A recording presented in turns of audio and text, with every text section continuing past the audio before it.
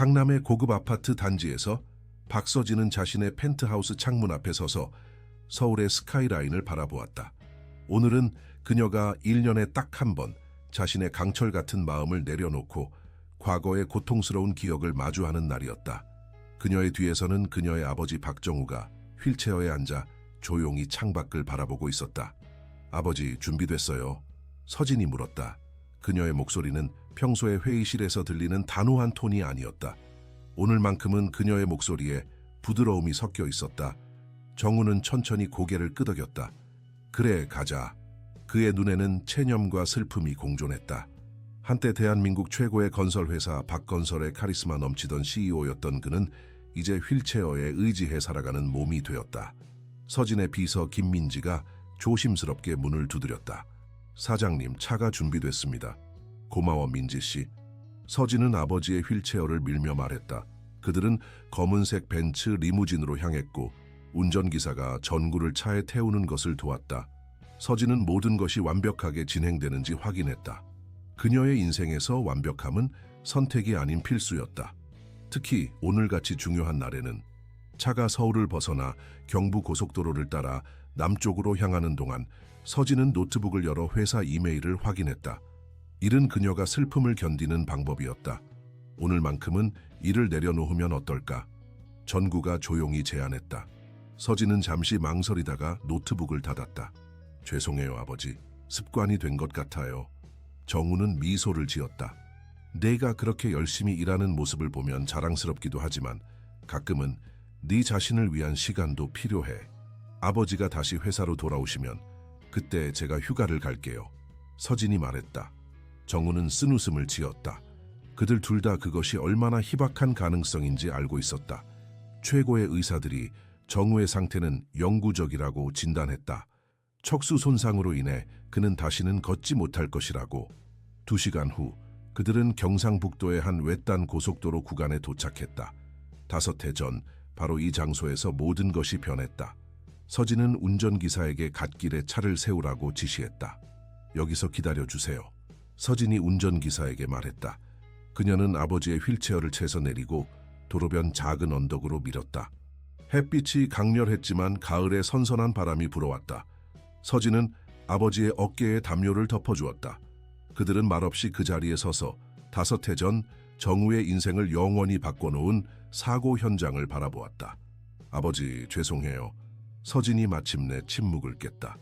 제가 더 좋은 의사를 찾았어야 했어요. 제가 더 많은 연구에 투자했어야 했어요. 전구가 그녀의 손을 꼭 잡았다. 서진아, 이제 그만해. 네 잘못이 아니야. 운명이었을 뿐이야. 운명이요? 아버지는 정말 그렇게 생각하세요? 그냥 받아들이라고요? 서진의 눈에 눈물이 고였다. 저는 못해요. 저는 포기 못해요.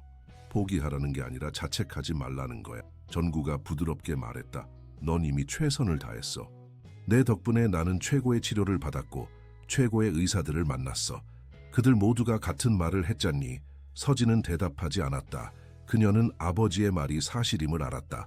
그녀는 아버지를 치료하기 위해 전 세계의 유명한 신경외과 의사들을 초청했고 척수 재생 연구에 수백억을 투자했다. 하지만 모든 노력에도 불구하고 결과는 변하지 않았다. 그때 갑작스러운 소리가 그들의 생각을 방해했다. 도로 반대편 수풀에서 무언가가 움직이는 소리였다.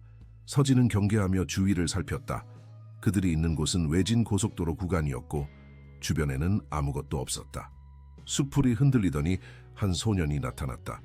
13살쯤 되어 보이는 마른 소년은 낡고 더러운 옷을 입고 있었다. 그의 얼굴은 흙먼지로 얼룩져 있었지만 그의 눈은 놀라울 정도로 맑고 영리해 보였다. 소년은 잠시 그들을 바라보다가 조심스럽게 도로를 건너기 시작했다. 여기서 뭐 하는 거야? 서진이 경계하며 물었다. 이곳은 위험해. 고속도로 근처에서 놀면 안 돼.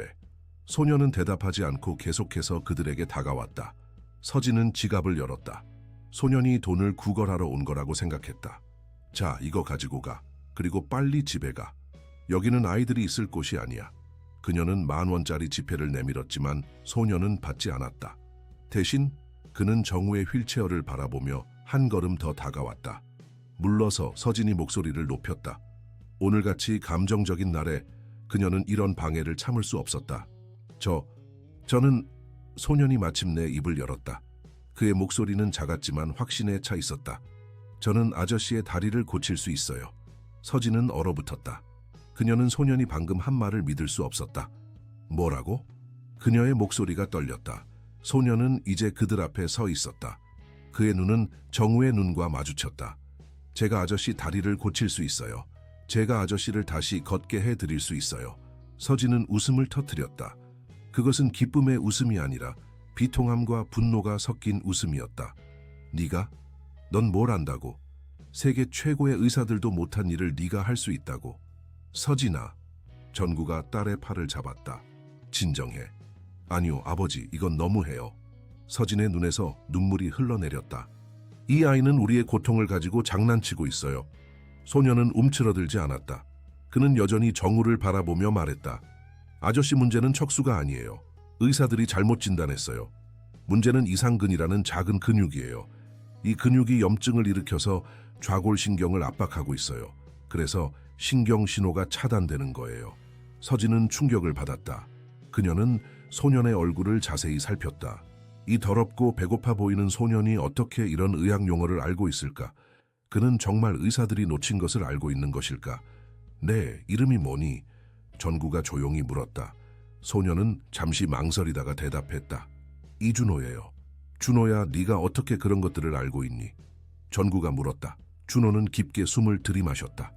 제 할아버지가 가르쳐 주셨어요. 할아버지는 위대한 치료사셨어요. 할아버지는 전통의학과 현대의학을 모두 알고 계셨어요. 그럼 네 할아버지는 어디 계시니? 서진이 물었다. 준호의 눈에 슬픔이 스쳤다. 할아버지는 이제 안 계세요. 작년에 할아버지는 저를 떠나셨어요. 서진은 여전히 의심스러웠지만 소년의 눈에서 진실함을 느꼈다. 그녀는 아버지를 바라보았다. 정우의 눈에는 오랜만에 희망의 빛이 보였다. 서진아, 이 아이의 말을 한번 들어보자. 전구가 말했다. 아버지, 정말요? 이 아이가 하는 말을 믿으실 건가요? 서진이 놀라서 물었다. 정우는 미소를 지었다. 잃을 것이 뭐가 있니? 우리는 이미 모든 것을 시도해봤잖아. 서진은 깊은 숨을 내쉬었다. 그녀는 준호를 바라보았다. 좋아, 준호야. 네가 정말 우리를 도울 수 있다면 기회를 주마. 하지만 만약 이것이 거짓말이라면 그녀는 말을 끝맺지 못했다. 준호의 얼굴에 미소가 번졌다. 그것은 순수한 기쁨의 미소였다. 감사합니다, 누나. 제가 아저씨를 꼭 고쳐드릴게요. 약속해요. 서진은 여전히 확신하지 못했지만 그녀는 준호를 그들의 차로 안내했다. 운전기사는 놀란 표정으로 이 더러운 소년을 바라보았지만 서진의 지시에 따라 그를 채 태웠다. 서울로 돌아가자. 서진이 명령했다. 그리고 최고의 재활 클리닉에 연락해. 오늘 오후에 아버지 검사를 예약해. 차가 출발하자. 서진은 창밖을 바라보았다. 그녀는 방금 일어난 일이 믿기지 않았다. 매년 이 장소에 와서 그녀는 절망만을 느꼈다. 하지만 오늘 어쩌면 아주 작은 희망의 씨앗이 심어진 것 같았다. 준호는 조용히 앉아 있었다. 그의 눈은 정우의 다리를 응시하고 있었다. 그의 마음속에는 오직 하나의 생각뿐이었다. 이번에는 제가 고칠 수 있어요. 이번에는 실패하지 않을 거예요. 차는 서울을 향해 달렸고 세 사람의 운명은 이제 영원히 얽혀버렸다. 서울의 고급 재활 클리닉 미래의학센터에서 박정우는 다시 한번 검사를 받고 있었다. 이번이 몇 번째인지 그도 이제는 기억조차 나지 않았다. 하지만 이번은 달랐다. 이번에는 그의 옆에 이상한 소년이 서 있었다. 박 회장님, 정말 이 소년의 말을 들어보실 생각이신가요? 김태영 박사가 의구심을 감추지 못하며 물었다. 김 박사는 대한민국 최고의 신경외과 의사 중 한 명으로 정우의 주치의였다. 서진이 대답했다. 네, 김 박사님. 제발 이 아이의 이론을 확인해 주세요. 김 박사는 한숨을 쉬었다. 박 사장님, 저희는 이미 모든 검사를 했습니다. 결과는 항상 같았어요. 척수 손상으로 인한 하반신 마비입니다. 이건 과학적 사실이에요. 준호가 조용히 말했다. 선생님, 척추 MRI만 보셨나요? 아저씨의 둔부 근육, 특히 이상근을 확인해 보셨어요? 김 박사는 눈을 크게 떴다. 그는 이 더러운 소년이 이상근 리창진이라는 전문의학 용어를 사용하는 것에 놀랐다. 네가 어떻게 이상근에 대해 알지? 김 박사가 혼란스러워하며 물었다. 할아버지가 가르쳐 주셨어요. 할아버지는 한의학과 서양의학을 모두 공부하셨어요. 준호가 자신감 있게 대답했다. 아저씨의 문제는 척수 자체가 아니라 염증이 있는 이상근이 좌골신경을 압박하고 있다는 거예요. 이게 신경 신호를 차단하고 있어요. 김 박사는 회의적인 표정을 지었지만 서진의 단호한 눈빛을 보고는 결국 고개를 끄덕였다. 좋습니다. 이상근 부분을 검사해 보겠습니다. 하지만 기대는 하지 마세요.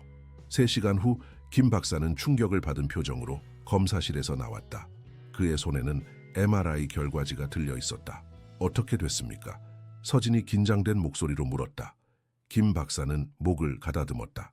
믿기 어렵지만 소년의 말이 일부 맞을 수도 있습니다. 전구 회장님의 이상근에 심각한 염증이 있고 이것이 좌골신경을 압박하고 있습니다.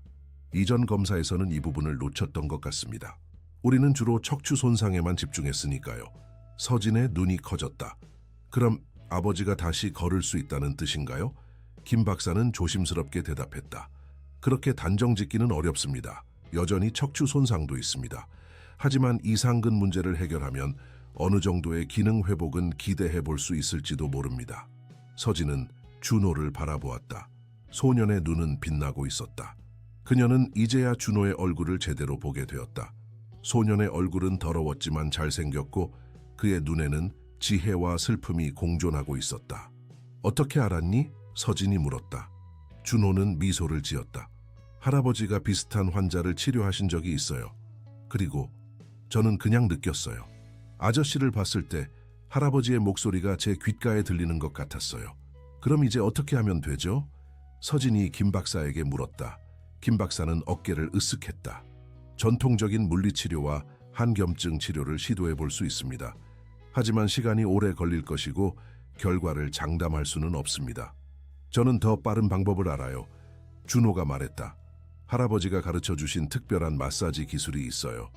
이 기술은 근육의 염증을 빠르게 감소시키고 신경 압박을 풀어줘요. 김 박사는 코웃음을 쳤다. 민간요법으로 이런 심각한 의학적 상태를 치료할 수 있다고 생각하니? 김 박사님, 서진이 끼어들었다. 우리는 이미 현대의학의 모든 방법을 시도해봤습니다. 이 아이의 말을 들어볼 가치가 있지 않을까요?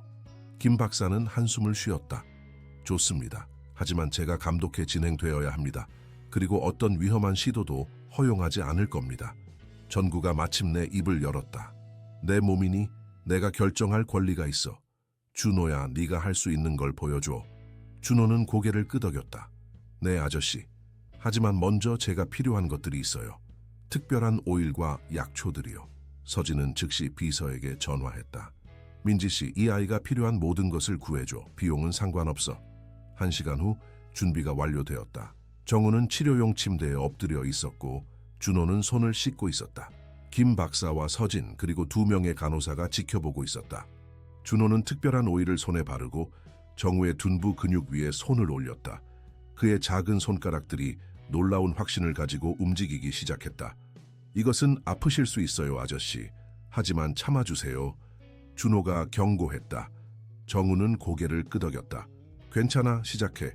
준호의 손가락이 정우의 근육 깊숙이 파고들었다. 처음에는 부드럽게, 그리고 점점 더 강하게.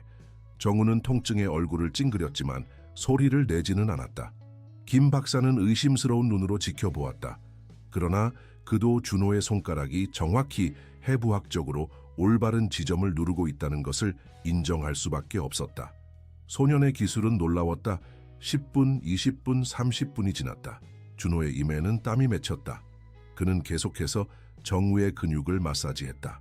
때로는 부드럽게, 때로는 강하게. 그의 손가락은 마치 악기를 연주하는 음악가처럼 섬세하게 움직였다. 1시간이 지났을 때 준호가 마침내 손을 뗐다. 그의 얼굴은 지쳐 보였지만 눈은 여전히 빛나고 있었다. 오늘은 여기까지예요. 준호가 말했다. 내일 다시 해야 해요. 그리고 그 다음 날도 적어도 일주일은 매일 치료해야 해요.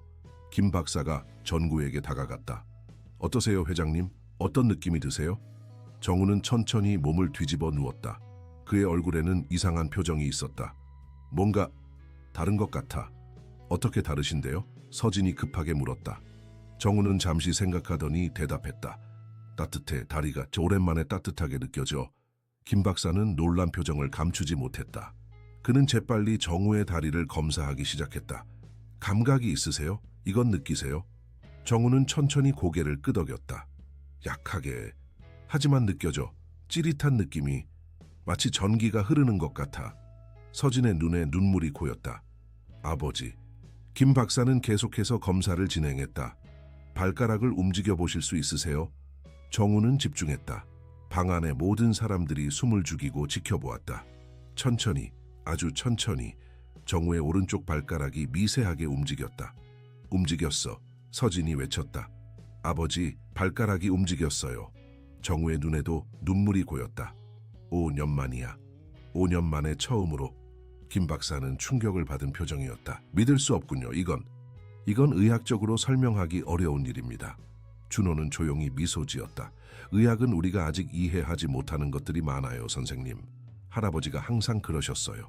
서진이 준호에게 다가가 그의 어깨를 잡았다. 준호야, 정말 고마워. 네가 기적을 만들어냈어. 준호는 부끄러운 듯 고개를 숙였다. 아직 끝나지 않았어요, 누나. 아직 갈 길이 멀어요. 하지만 시작은 좋아요. 당신은 어디서 왔니? 전구가 물었다. 네 부모님은?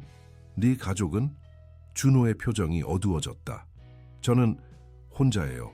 할아버지가 돌아가신 후로 거리에서 살고 있어요. 서진과 전구는 충격을 받은 표정으로 서로를 바라보았다. 거리에서 서진이 놀라서 물었다. 그럼 어디서 자고 뭘 먹고 살았어? 준호는 어깨를 으쓱였다. 여기저기요. 사람들이 주는 음식을 먹고 할 수 있을 때 일을 해서 돈을 벌었어요. 할아버지가 살아계실 때는 할아버지가 저를 돌봐주셨어요. 하지만 이제는 서진은 결심한 표정으로 말했다. 오늘부터 너는 우리와 함께 살 거야. 우리 집에는 방이 많아. 네가 아버지의 치료를 계속할 수 있도록. 준호는 놀란 표정이었다. 정말요? 제가 누나 집에서 살아도 돼요? 당연하지, 전구가 말했다. 너는 우리에게 희망을 주었어. 이제 우리가 너에게 보답할 차례야. 준호의 눈에 눈물이 고였다. 그는 오랫동안 누군가의 따뜻한 보살핌을 받지 못했다. 마지막으로 안전하게 느꼈던 것은 할아버지가 살아계실 때였다. 고맙습니다. 준호가 떨리는 목소리로 말했다. 서진은 부드럽게 웃었다. 먼저 너를 깨끗이 씻기고 새 옷을 사줄 필요가 있겠구나. 그리고 제대로 된 식사도 필요해 보여. 준호는 부끄러운 듯 자신의 더러운 옷을 내려다보았다. 걱정하지 마, 전구가 말했다. 서진이 널 잘 돌봐줄 거야. 김 박사가 목을 가다듬었다. 치료 계획에 대해 논의해야 할 것 같습니다. 이 마사지 기술이 어느 정도 효과가 있는 것 같지만 여전히 정기적인 검사와 모니터링이 필요합니다. 서진은 고개를 끄덕였다. 물론입니다, 김 박사님. 모든 필요한 검사를 진행해 주세요. 비용은 문제되지 않습니다. 김 박사는 준호를 바라보았다. 그리고 너 소년, 내 기술에 대해 더 많이 알고 싶구나. 네 할아버지는 어떤 분이셨니? 어떻게 이런 기술을 배웠니? 준호는 잠시 생각하다가 대답했다. 할아버지는 이상수라고 하셨어요. 할아버지는 젊었을 때 한의대를 다니셨지만 졸업하지는 못하셨어요. 대신 산에서 오래된 스님에게서 특별한 치료법을 배우셨어요. 할아버지는 저에게 모든 것을 가르쳐 주셨어요. 몸의 경락, 근육, 신경에 대해서요. 김 박사는 흥미롭다는 표정을 지었다. 흥미롭군. 너와 더 이야기하고 싶구나. 나중에 충분한 시간이 있을 거예요. 서진이 끼어들었다. 지금은 준호가 쉬고 식사를 해야 할 것 같아요. 오늘은 모두에게 긴 하루였으니까요. 그들은 클리닉을 나와 서진의 차로 향했다. 준호는 이런 고급 차를 타는 것이 어색한 듯했다. 그는 조심스럽게 가죽 시트에 앉았다. 이런 곳에 앉아도 될까요? 준호가 걱정스럽게 물었다. 제가 너무 더러워서. 서진은 부드럽게 웃었다. 걱정하지 마. 그냥 편하게 앉아. 곧 집에 도착할 거야. 차가 서울의 번화가를 지나 강남의 고급 주택가로 향하는 동안 준호는 창밖을 바라보았다. 그의 눈에는 놀라움과 경외감이 가득했다. 서울이 이렇게 아름다운 줄 몰랐어요. 준호가 말했다. 저는 주로 뒷골목에서만 지냈거든요. 서진은 준호를 바라보았다. 이 소녀는 정말 특별했다. 그는 어린 나이에도 불구하고 놀라운 지식과 기술을 가지고 있었다. 그리고 무엇보다 그는 서진의 아버지에게 5년 만의 희망을 가져다 주었다. 준호야, 서진이 부드럽게 불렀다. 네, 누나? 준호가 대답했다. 정말 고마워. 네가 우리 아버지를 위해 한 일, 그것은 내가 돈으로도 살 수 없었던 거야. 준호는 미소를 지었다. 그것은 순수하고 밝은 미소였다. 제가 해야 할 일을 한 것뿐이에요, 누나. 할아버지가 항상 그러셨어요. 우리의 지식은 다른 사람들을 돕기 위한 것이라고요. 서진은 고개를 끄덕였다. 그녀는 이 소년에게서 배울 것이 많다는 느낌이 들었다. 그의 순수함과 지혜는 그녀의 마음을 움직였다. 차는 계속해서 서울의 밤거리를 달렸고 세 사람의 마음에는 각자 다른 생각들이 스쳐 지나갔다. 전구에게는 5년 만에 처음으로 찾아온 희망, 서진에게는 아버지의 회복에 대한 기대와 이 신비로운 소년에 대한 호기심, 그리고 준호에게는 무언가 더 복잡하고 깊은 감정이 있었다. 할아버지, 제가 잘하고 있나요? 이것이 제가 해야 할 일인가요? 준호는 마음속으로 물었다. 하지만 대답은 오직 밤바람 소리뿐이었다. 박서진의 대저택은 준호가 상상할 수 있는 그 어떤 집보다도 컸다. 강남의 한적한 주택가에 위치한 이 현대적인 건물은 마치 미래에서 온 듯한 모습이었다. 유리와 강철로 지어진 이 집은 세 층으로 이루어져 있었고 넓은 정원과 수영장, 그리고 심지어 개인 헬스장까지 갖추고 있었다. 여기서 사세요? 준호가 놀라움을 감추지 못하며 물었다. 서진은 미소를 지었다. 그래, 좀 과하지? 하지만 아버지가 좋아하셔서. 그들이 현관에 들어서자 가정부 김영희 씨가 그들을 맞이했다. 그녀는 준호를 보고 놀란 표정을 지었지만 서진의 설명을 듣고 곧 이해하는 표정을 지었다. 영희 씨, 이 아이는 이준호예요. 앞으로 우리와 함께 살 거예요. 준호를 위해 손님방을 준비해 주세요. 아버지 방과 가까운 것으로요. 네, 사장님. 영희가 공손하게 대답했다. 그녀는 준호에게 미소를 지었다. 준호 도련님, 환영합니다. 먼저 목욕을 하시겠어요? 깨끗한 옷도 준비해 드릴게요. 준호는 당황했다. 아무도 그를 도련님이라고 부른 적이 없었다. 아, 네. 감사합니다. 영희는 준호를 2층으로 안내했다. 서진은 아버지의 휠체어를 밀며 그들을 따라갔다. 준호야, 넌 여기 있는 동안 필요한 건 뭐든지 영희 씨에게 말하면 돼. 서진이 말했다. 이제 이곳이 내 집이야. 준호는 고개를 끄덕였지만 여전히 어색해 보였다. 그는 이런 환경에 전혀 익숙하지 않았다. 영희는 준호를 큰 방으로 안내했다. 그 방은 준호가 지금까지 본 어떤 공간보다도 넓고 럭셔리했다. 킹사이즈 침대, 대형 TV, 책상, 그리고 전용 욕실까지 있었다. 여기가 제 방인가요? 준호가 믿을 수 없다는 듯이 물었다. 그래, 서진이 웃으며 대답했다. 마음에 드니? 준호는 말을 잇지 못했다. 그는 지난 1년간 벤치나 버려진 건물에서 잠을 자왔다. 이런 방은 그에게는 꿈과 같았다. 영희 씨, 준호가 목욕하고 옷을 갈아입을 수 있게 해주세요. 그동안 저는 아버지를 모시고 있을게요. 서진이 말했다. 영희는 준호를 욕실로 안내했다. 준호는 거대한 욕조와 샤워 부스를 보고 또 한 번 놀랐다. 따뜻한 물로 욕조를 채워드릴게요. 샴푸와 비누는 여기 있고 깨끗한 수건은 저기 있어요. 필요한 게 있으면 불러주세요. 영희가 친절하게 설명했다. 준호가 욕실에 혼자 남겨졌을 때 그는 잠시 자신의 모습을 거울에 비춰보았다. 더럽고 마른 소년의 모습이 그를 바라보고 있었다. 그의 검은 머리카락은 엉켜 있었고 얼굴은 흙먼지로 얼룩져 있었다. 할아버지, 저 여기 잘 있을 수 있을까요? 준호가 작은 목소리로 중얼거렸다. 한편 서진은 아버지의 방에서 그와 이야기하고 있었다. 아버지, 오늘 정말 놀라운 일이 일어났어요. 제가 꿈을 꾸고 있는 걸까요? 정우는 미소를 지었다. 나도 아직 믿기지 않아. 5해 동안 아무것도 느끼지 못했던 내 다리가 오늘 뭔가를 느꼈어. 서진은 아버지의 손을 잡았다. 이 모든 게 그 아이 덕분이에요. 하지만 어떻게 이런 일이 가능한 걸까요? 세계 최고의 의사들도 못 찾아낸 걸 그 아이가 어떻게 알았을까요? 정우는 천천히 고개를 저었다. 나도 모르겠다. 하지만 중요한 건 그게 효과가 있다는 거야. 내가 다시 움직일 수 있다는 거야. 서진의 눈에 눈물이 고였다. 아버지, 너무 기뻐요. 정말 오랫동안 기다려왔어요. 정우는 딸의 손을 꼭 쥐었다. 서진아, 그 아이를 잘 돌봐줘. 그 아이는 특별해. 서진은 고개를 끄덕였다. 네, 아버지. 제가 준호를 잘 돌볼게요. 그 아이에게 새 삶을 줄 거예요. 1시간 후, 준호는 완전히 다른 모습으로 나타났다. 그의 머리카락은 깨끗하게 씻겨져 있었고 새 옷을 입고 있었다. 서진이 급하게 구매한 옷들은 준호에게 약간 컸지만 그래도 그는 깨끗하고 단정해 보였다. 와, 준호야. 서진이 놀라움을 감추지 못하며 외쳤다. 완전히 다른 사람 같아. 준호는 부끄러움에 얼굴을 붉혔다. 이렇게 깨끗한 적이 오랜만이에요. 정말 감사합니다, 누나. 배고프지? 서진이 물었다. 저녁 식사할 시간이야. 준호의 눈이 빛났다.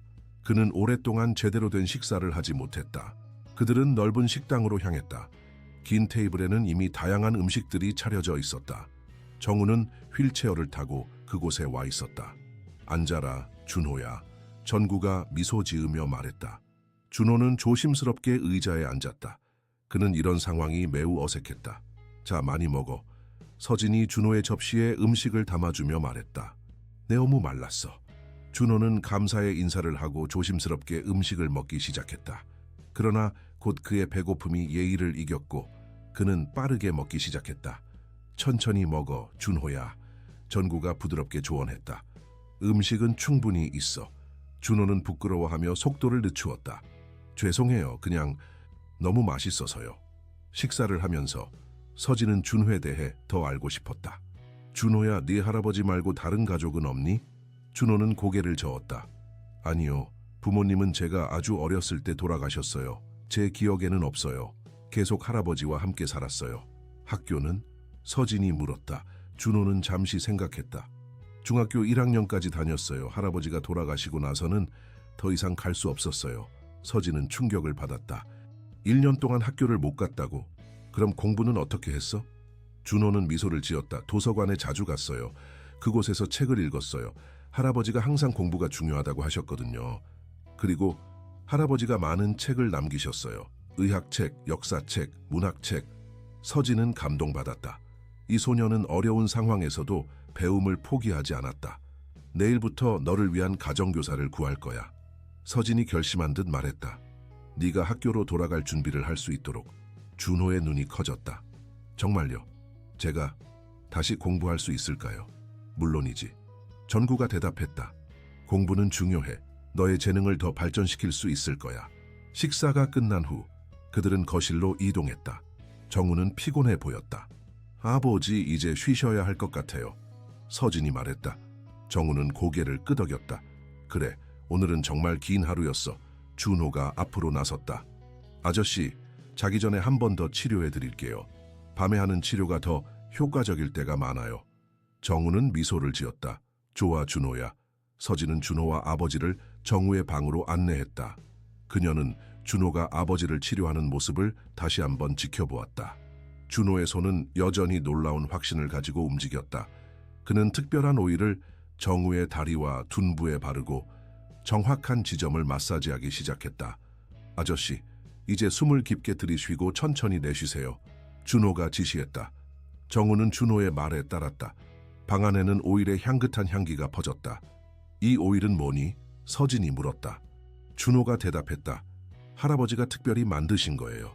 인삼, 당귀, 황기 같은 한약재와 에센셜 오일을 혼합한 거예요. 이것이 혈액순환을 촉진하고 염증을 줄여줘요. 서진은 감탄했다. 이 소년의 지식은 정말 놀라웠다. 30분 후 준호가 치료를 마쳤다. 오늘은 여기까지예요. 내일 아침에 다시 치료할게요. 정우는 만족스럽게 미소 지었다. 고마워, 준호야. 오늘 덕분에 정말 특별한 날이 됐어. 서진은 준호를 그의 방으로 안내했다. 피곤할 텐데 이제 쉬어. 내일 아침에 봐. 준호는 고개를 끄덕였다. 네, 누나. 정말 감사합니다. 모든 것에 대해서요. 서진은 부드럽게 미소 지었다. 아니야. 내가 너에게 고마워해야 해.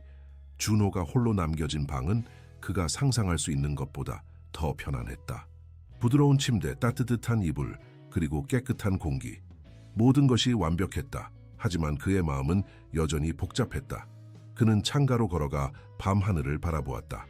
서울의 밤하늘은 별이 많이 보이지 않았지만 달은 밝게 빛나고 있었다. 할아버지, 준호가 속삭였다. 제가 잘하고 있나요? 이것이 제가 가야 할 길인가요? 그날 밤 준호는 오랜만에 편안한 잠을 잤다. 다음 날 아침 준호는 일찍 일어났다. 그는 오랫동안 이런 편안한 침대에서 자본 적이 없었기에 해가 뜨기도 전에 깨어났다. 그는 조용히 방을 나와 집을 둘러보기로 했다. 서진의 집은 정말 넓었다. 준호는 조용히 복도를 걸으며 집 구석구석을 살펴보았다. 그는 마침내 정원으로 이어지는 유리문을 발견했다. 정원은 아름다웠다. 잘 관리된 잔디, 다양한 꽃들, 그리고 작은 연못까지 있었다.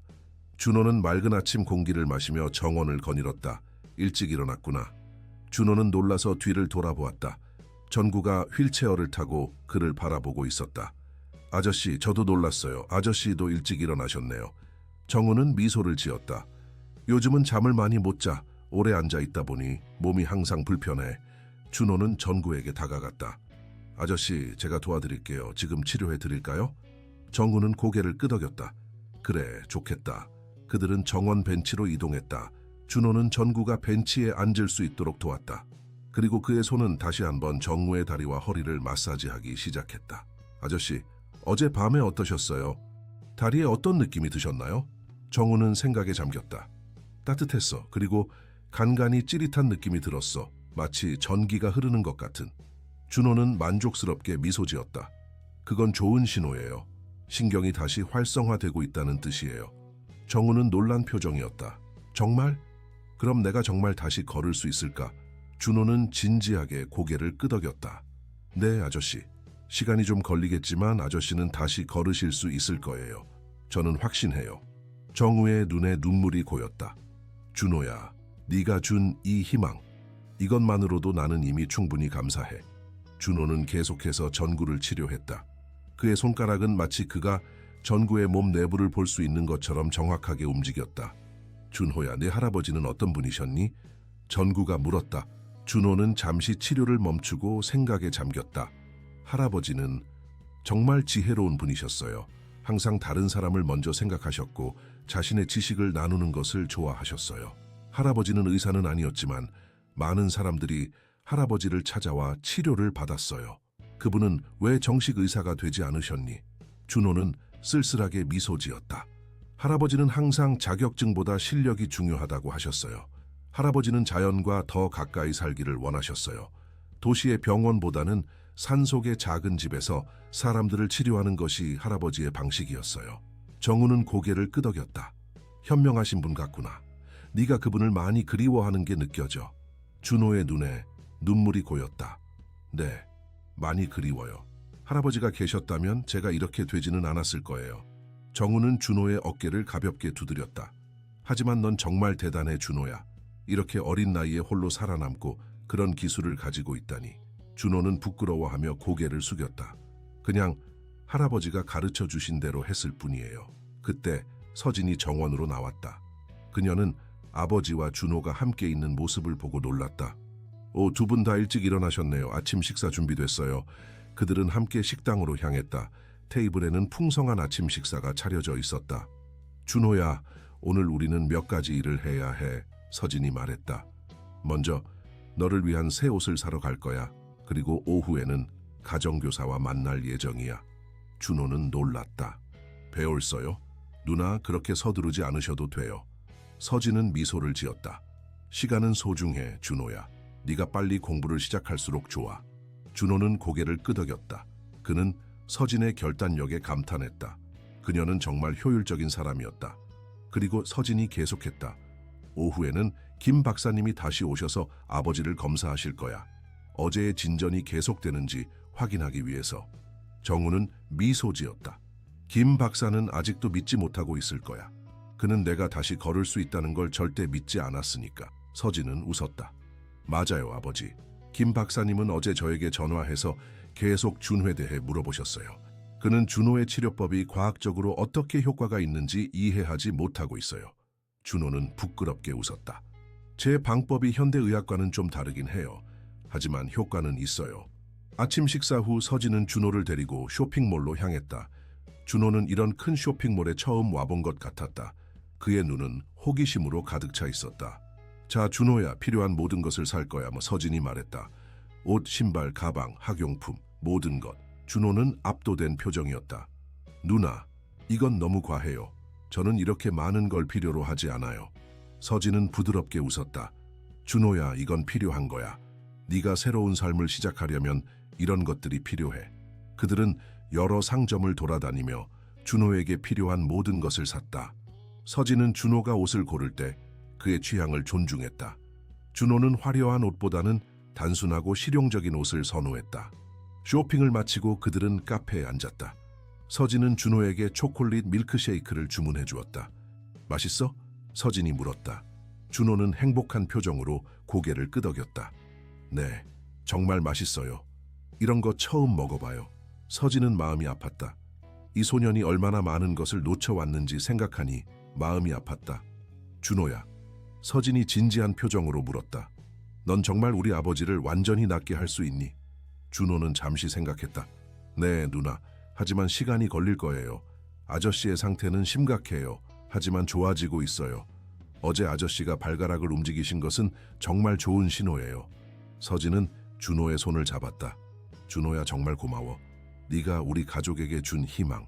그건 정말 값을 매길 수 없는 거야. 준호는 부끄러워하며 미소 지었다. 제가 감사드려야 해요, 누나. 누나와 아저씨는 저에게 집을 주셨어요. 오랜만에 처음으로 안전하다고 느껴요. 그들은 쇼핑백을 들고 집으로 돌아왔다. 정우는 거실에서 책을 읽고 있었다. 아버지, 어떠세요? 서진이 물었다. 정우는 미소를 지었다. 좋아. 오늘은 다리가 더 따뜻하게 느껴져. 준호는 기뻐했다. 그건 정말 좋은 신호예요, 아저씨. 혈액순환이 좋아지고 있다는 뜻이에요. 오후가 되자 김 박사가 도착했다. 그는 준호를 보고 미소 지었다. 안녕, 준호야. 오늘도 내 마법 같은 손가락을 보여줄 준비가 됐니? 준호는 웃었다. 마법이 아니에요, 김 박사님. 그냥 할아버지에게 배운 기술일 뿐이에요. 김 박사는 전구를 검사하기 시작했다. 그는 정구의 다리에 다양한 검사를 시행했다. 그리고 놀랍게도 정우는 몇몇 자극의 반응을 보였다. 믿을 수 없군요. 김 박사가 말했다. 분명히 감각이 일부 돌아오고 있어요. 어제보다 더 명확하게요. 서진의 눈에 눈물이 고였다. 정말인가요, 김 박사님? 김 박사는 고개를 끄덕였다. 네, 물론 아직 갈 길이 멀지만 이것은 정말 놀라운 진전입니다. 준호는 조용히 미소 지었다. 그는 자신의 치료가 효과가 있다는 것을 알고 있었다. 할아버지의 가르침은 결코 그를 실망시키지 않았다. 검사가 끝난 후 김 박사는 준호에게 따로 이야기하고 싶다고 했다. 준호야, 내 할아버지가 어떻게 이런 기술을 배우셨는지 더 자세히 알 수 있을까? 김 박사가 물었다. 준호는 잠시 생각했다. 할아버지는 젊었을 때 한의대에 다니셨어요. 하지만 가족 사정으로 졸업하지 못하셨어요. 그 후에 할아버지는 지리산에 있는 한 스님을 만나셨고 그 스님에게서 특별한 치료법을 배우셨어요. 그 스님은 누구셨니? 준호는 어깨를 으쓱였다. 할아버지는 그냥 산 스님이라고 하셨어요. 스님의 실제 이름은 말씀하지 않으셨어요. 김 박사는 흥미롭다는 표정이었다. 그리고 네 할아버지는 그 기술을 너에게 가르쳐 주셨구나. 준호는 고개를 끄덕였다. 네, 할아버지는 제가 어릴 때부터 저를 가르치셨어요. 처음에는 간단한 것들부터 경락, 혈자리, 근육의 이름들, 그리고 점점 더 복잡한 기술들을 가르쳐 주셨어요. 김 박사는 감탄했다. 놀라워, 내 나이에 그런 지식을 갖고 있다니.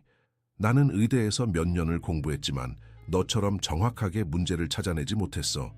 준호는 겸손하게 대답했다. 그건 다른 방식으로 보기 때문이에요, 박사님. 할아버지는 항상 눈으로 보지 말고 손으로 느끼라고 하셨어요. 김 박사는 고개를 끄덕였다. 현명한 말씀이시군. 준호야, 나는 네가 우리 병원에서 다른 환자들도 볼 수 있기를 바라.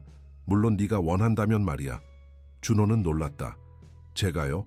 제가 다른 환자들을 볼 수 있다고요? 김 박사는 미소 지었다. 그래, 내 기술은 정말 특별해. 그것을 다른 사람들과 나누는 것이 좋지 않을까? 준호는 생각에 잠겼다. 할아버지는 항상 지식은 나눌수록 커진다고 하셨다. 하지만 그는 아직 준비가 되지 않은 것 같았다. 지금은 아직 아저씨에게 집중하고 싶어요. 준호가 대답했다. 아저씨가 완전히 나아지면 그때 다른 환자들도 도와드릴게요. 김 박사는 이해한다는 듯이 고개를 끄덕였다. 알겠어. 그건 내 결정이야. 하지만 언제든지 마음이 바뀌면 알려줘. 저녁이 되자 서진이 준비한 가정교사가 도착했다. 그녀의 이름은 이미영이었고 서울대학교에서 교육학을 전공한 젊은 여성이었다. 안녕하세요, 준호야. 미영이 밝게 인사했다. 나는 이미영이에요. 앞으로 함께 공부할 선생님이야. 준호는 공손하게 인사했다. 안녕하세요, 선생님. 미영은 준호와 간단한 대화를 나누며 그의 지식 수준을 평가했다. 그녀는 준호가 생각보다 훨씬 더 많은 것을 알고 있다는 사실에 놀랐다. 준호야, 넌 정말 똑똑하구나. 미영이 감탄했다. 특히 과학과 수학에 강하네. 준호는 부끄러워하며 미소 지었다. 할아버지가 많이 가르쳐 주셨어요. 할아버지는 제가 항상 책을 읽게 하셨어요. 미영은 서진에게 말했다. 준호는 정말 재능이 있어요. 기초는 튼튼하지만 학교 커리큘럼을 따라가기 위해 몇 가지 부분을 보완할 필요가 있어요. 하지만 걱정하지 마세요. 준호는 빠르게 배울 거예요. 서진은 만족스럽게 미소 지었다. 그래요. 준호를 잘 가르쳐 주세요. 비용은 문제되지 않아요. 미영이 떠난 후 준호는 전우의 저녁 치료를 시작했다. 그의 손은 이제 더욱 자신감 있게 움직였다. 준호야, 전구가 물었다. 네오는 어떤 꿈이 있니? 준호는 잠시 생각했다. 글쎄요, 전에는 그냥 할아버지처럼 되고 싶었어요. 사람들을 돕는 치료사가 되는 거요. 하지만 이제는 잘 모르겠어요. 정우는 미소를 지었다. 넌 아직 어려. 꿈을 찾을 시간이 충분히 있어. 준호는 고개를 끄덕였다. 네, 아저씨. 하지만 지금은 아저씨를 돕는 것이 제 가장 큰 목표예요. 정우의 눈에 감동의 빛이 스쳤다. 고마워, 준호야. 나는 네가 우리 가족에게 온 것이 정말 행운이라고 생각해. 한 달이 지났다. 서울의 가을은 이제 완연한 겨울로 접어들고 있었다. 박서진의 집 정원에 있던 단풍나무들은 이제 앙상한 가지만 남겨두고 있었다. 준호는 정우의 방에서 아침 치료를 마치고 있었다. 한 달 동안 그는 매일 아침 저녁으로 전구를 치료했고 그 결과는 눈부셨다. 아저씨, 이제 다리를 들어보세요. 준호가 말했다. 정구는 집중하며 천천히 오른쪽 다리를 들어 올렸다. 그것은 몇 센티미터에 불과했지만 한 달 전에는 상상도 할 수 없었던 일이었다. 잘하셨어요, 아저씨. 준호가 기쁘게 외쳤다. 이제 왼쪽 다리도 해보세요. 정우는 왼쪽 다리에 집중했다. 이쪽은 오른쪽보다 더 어려웠다. 하지만 몇 초 후 그의 왼쪽 다리도 살짝 들어 올려졌다. 놀라워. 전구가 감동에 젖은 목소리로 말했다. 준호야, 네가 정말 기적을 만들어내고 있어. 준호는 겸손하게 미소 지었다. 아저씨의 의지가 강하셔서 그래요. 그리고 몸이 스스로 치유하고 있는 거예요. 제가 하는 건 그냥 도와드리는 거죠. 문이 열리고 서진이 들어왔다. 그녀는 정장 차림이었고 손에는 서류가 들려 있었다. 아버지, 좋은 소식이에요. 서진이 흥분된 목소리로 말했다. 독일에서 새로운 재활 장비가 도착했어요. 오늘 오후에 설치할 예정이에요. 전구는 미소 지었다. 그래? 그건 좋구나. 서진은 아버지의 다리가 들어 올려진 것을 보고 놀랐다. 아버지, 다리를 움직이고 계시네요. 정우는 자랑스럽게 웃었다. 그래, 준호의 치료 덕분이야. 이제 양쪽 다리 모두 들어 올릴 수 있어. 서진은 기쁨에 찬 눈으로 준호를 바라보았다. 준호야, 정말 고마워. 네가 우리 가족에게 가져온 변화는 정말 놀라워. 준호는 부끄러워하며 고개를 숙였다. 아니에요, 누나. 제가 한 일은 별거 아니에요. 서진은 준호의 어깨를 가볍게 쥐었다. 별거 아니라고? 너는 의학계 전체가 불가능하다고 한 일을 해냈어. 그리고 그것은 정말 특별한 일이야. 준호는 미소 지었다. 한 달 동안 그는 이 집에서 많은 것이 변했다. 그는 이제 더 이상 거리에서 온 더러운 소년이 아니었다. 매일 샤워를 하고 깨끗한 옷을 입고 건강한 음식을 먹었다. 그는 이미영 선생님과 함께 매일 몇 시간씩 공부했고 놀라운 속도로 지식을 흡수했다. 오늘 미영 선생님이 오시나요? 준호가 물었다. 서진이 고개를 끄덕였다. 응, 오후 2시에 오실 예정이야. 그 전에 점심 먹고 잠시 쉬어. 준호는 일어나 자신의 방으로 향했다. 이제 그의 방은 완전히 다른 모습이었다. 서진은 준호를 위해 책장을 들여놓았고 그것은 이제 다양한 책들로 가득 차 있었다. 과학책, 의학책, 역사책, 소설 등 준호가 관심을 가질 만한 모든 종류의 책들이었다. 준호는 책장에서 의학 교과서를 꺼내 침대에 누웠다. 그는 마지막으로 읽던 부분을 찾아 읽기 시작했다. 그것은 신경계에 관한 최신 연구 내용이었다. 1시간 후 점심을 알리는 종소리가 들렸다. 준호는 책을 내려놓고 식당으로 향했다. 전구는 이미 휠체어를 타고 테이블에 앉아 있었다. 아저씨, 오늘 오후에 새 재활 장비가 오면 어떻게 사용하는지 제가 도와드릴게요. 준호가 말했다. 정우는 고개를 끄덕였다. 고마워, 준호야. 하지만 너무 무리하지 마. 넌 이미 충분히 많은 일을 하고 있어. 준호는 미소 지었다. 괜찮아요, 아저씨. 저는 이런 거 좋아해요. 서진이 식당에 들어왔다. 그녀는 전화 통화를 막 끝낸 것처럼 보였다. 좋은 소식이에요. 서진이 말했다. 김 박사님이 내일 새로운 검사를 하자고 하셨어요. 아버지의 진전을 정확히 측정하기 위해서요. 정우는 고개를 끄덕였다. 좋아. 김 박사의 얼굴을 보고 싶기도 해. 그는 아마 내 상태에 대해 여전히 믿지 못하고 있을 거야. 그들은 식사를 시작했다. 준호는 이제 완전히 이 가족의 일원이 된 것처럼 편안하게 식사를 즐겼다. 그는 더 이상 두려움이나 어색함 없이 대화에 참여했다. 준호야, 미영 선생님이 너에 대해 좋은 말을 많이 하시더라. 서진이 말했다. 네가 정말 빠르게 배우고 있다고. 준호는 부끄러워하며 미소 지었다. 미영 선생님이 정말 잘 가르쳐 주세요. 덕분에 학교 수업을 따라갈 수 있게 됐어요. 다음 학기에 학교로 돌아가고 싶니? 전구가 물었다. 준호는 잠시 생각했다. 네, 그러고 싶어요. 하지만 아저씨, 치료도 계속하고 싶어요. 서진이 준호의 손을 잡았다. 걱정하지 마. 우리가 다 같이 방법을 찾을 거야. 넌 학교도 다니고 아버지도 계속 치료할 수 있을 거야. 준호는 고마움에 고개를 숙였다.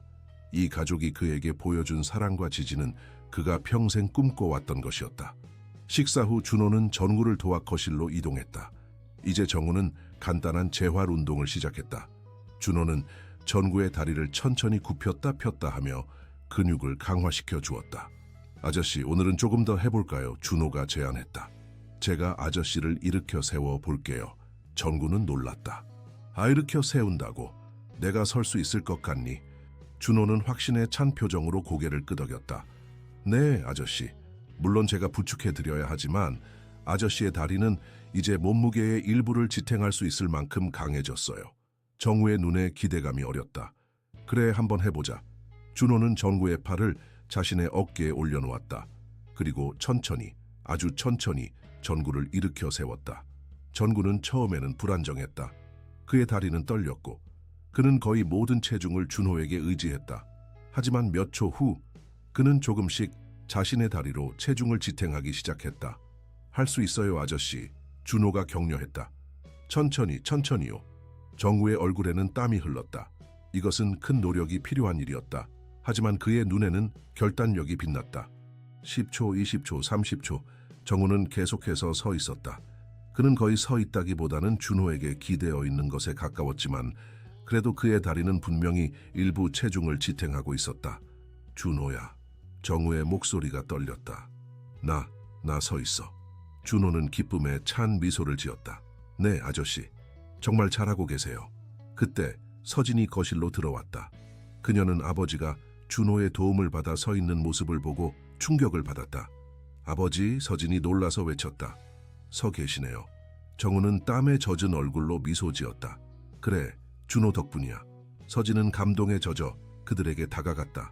믿을 수 없어요. 정말 믿을 수 없어요. 정우는 이제 체력의 한계에 도달한 듯했다. 이제 좀 앉아야겠다. 준호는 조심스럽게 정우를 다시 휠체어에 앉혔다. 정우는 지쳐 보였지만 그의 눈은 기쁨으로 빛나고 있었다. 준호야, 네가 해낸 일, 그것은 정말 기적이야. 서진이 감격에 젖어 말했다. 준호는 겸손하게 미소 지었다. 아직 갈 길이 멀어요. 하지만 아저씨는 정말 빠르게 회복하고 계세요. 아저씨의 의지가 대단하시니까요. 그날 오후 독일에서 주문한 재활 장비가 도착했다. 그것은 최첨단 기술을 적용한 보행 보조 장치였다.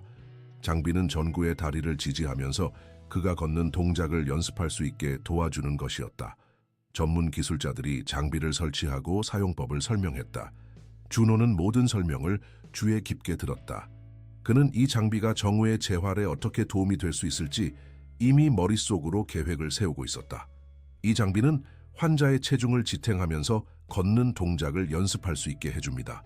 기술자가 설명했다. 처음에는 90%의 체중을 장비가 지탱하고 점차적으로 그 비율을 줄여나가는 방식입니다. 서진은 고개를 끄덕였다. 아버지가 이 장비를 언제부터 사용할 수 있을까요? 기술자는 잠시 생각했다. 일반적으로는 환자가 어느 정도 자발적인 다리 움직임을 보일 때 시작합니다. 박 회장님의 상태를 봐서 의사와 상담 후 결정하시는 것이 좋을 것 같습니다. 준호가 말했다. 아저씨는 이미 두 다리 모두 들어올릴 수 있고 오늘은 잠시 서기도 하셨어요. 내일 김 박사님이 오시면 상담해보는 게 좋을 것 같아요. 기술자는 놀란 표정이었다. 정말요? 그렇다면 생각보다 빨리 시작할 수 있을지도 모르겠네요. 장비 설치가 완료되고 기술자들이 떠난 후 준호는 전구에게 저녁 치료를 시작했다. 오늘은 특별히 다리 근육 강화에 중점을 두었다. 아저씨, 오늘 정말 대단하셨어요. 준호가 말했다. 서는 것은 쉬운 일이 아닌데 아저씨가 해내셨어요. 정구는 미소 지었다. 내 덕분이야 준호야. 네가 없었다면 나는 여전히 아무것도 느끼지 못하는 다리를 바라보고 있었을 거야. 준호는 잠시 생각에 잠겼다. 그의 마음속에는 항상 무언가가 무거운 것처럼 남아 있었다. 하지만 그는 아직 그것에 대해 말할 준비가 되지 않았다. 저녁 식사 후 서진은 준호를 자신의 서재로 불렀다. 서재는 넓고 우아한 공간이었고 벽면 전체가 책으로 가득 차 있었다. 앉아, 준호야. 서진이 말했다. 너와 이야기하고 싶은 게 있어. 준호는 조심스럽게 소파에 앉았다. 무슨 일이세요, 누나? 서진은 잠시 생각하는 듯했다. 준호야, 넌 우리 가족에게 정말 큰 선물을 주었어. 아버지가 다시 걸을 수 있다는 희망, 그것은 우리가 포기했던 거야. 준호는 고개를 숙였다. 그냥 제가 할 수 있는 일을 한 것뿐이에요. 서진은 부드럽게 미소 지었다. 그리고 그건 정말 놀라운 일이야. 하지만 내가 말하고 싶은 건 다른 거야. 준호는 호기심 어린 눈으로 서진을 바라보았다. 준호야, 네오는 이제 우리 가족의 일원이라고 생각해. 서진이 진지하게 말했다. 그리고 나는 네가 공식적으로 우리 가족이 되었으면 좋겠어. 준호는 혼란스러워 보였다. 무슨 뜻이세요, 누나? 서진은 깊은 숨을 들이쉬었다. 준호야, 내가 너를 입양했으면 좋겠어. 네가 동의한다면 법적으로 너를 내 아들로 입양하고 싶어. 준호의 눈이 커졌다. 그는 서진의 말을 믿을 수 없었다. 저를 입양하신다고요? 서진은 고개를 끄덕였다.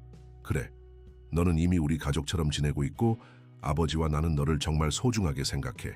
그리고 네가 안정된 가정에서 자랄 수 있기를 바라. 준호의 눈에 눈물이 고였다.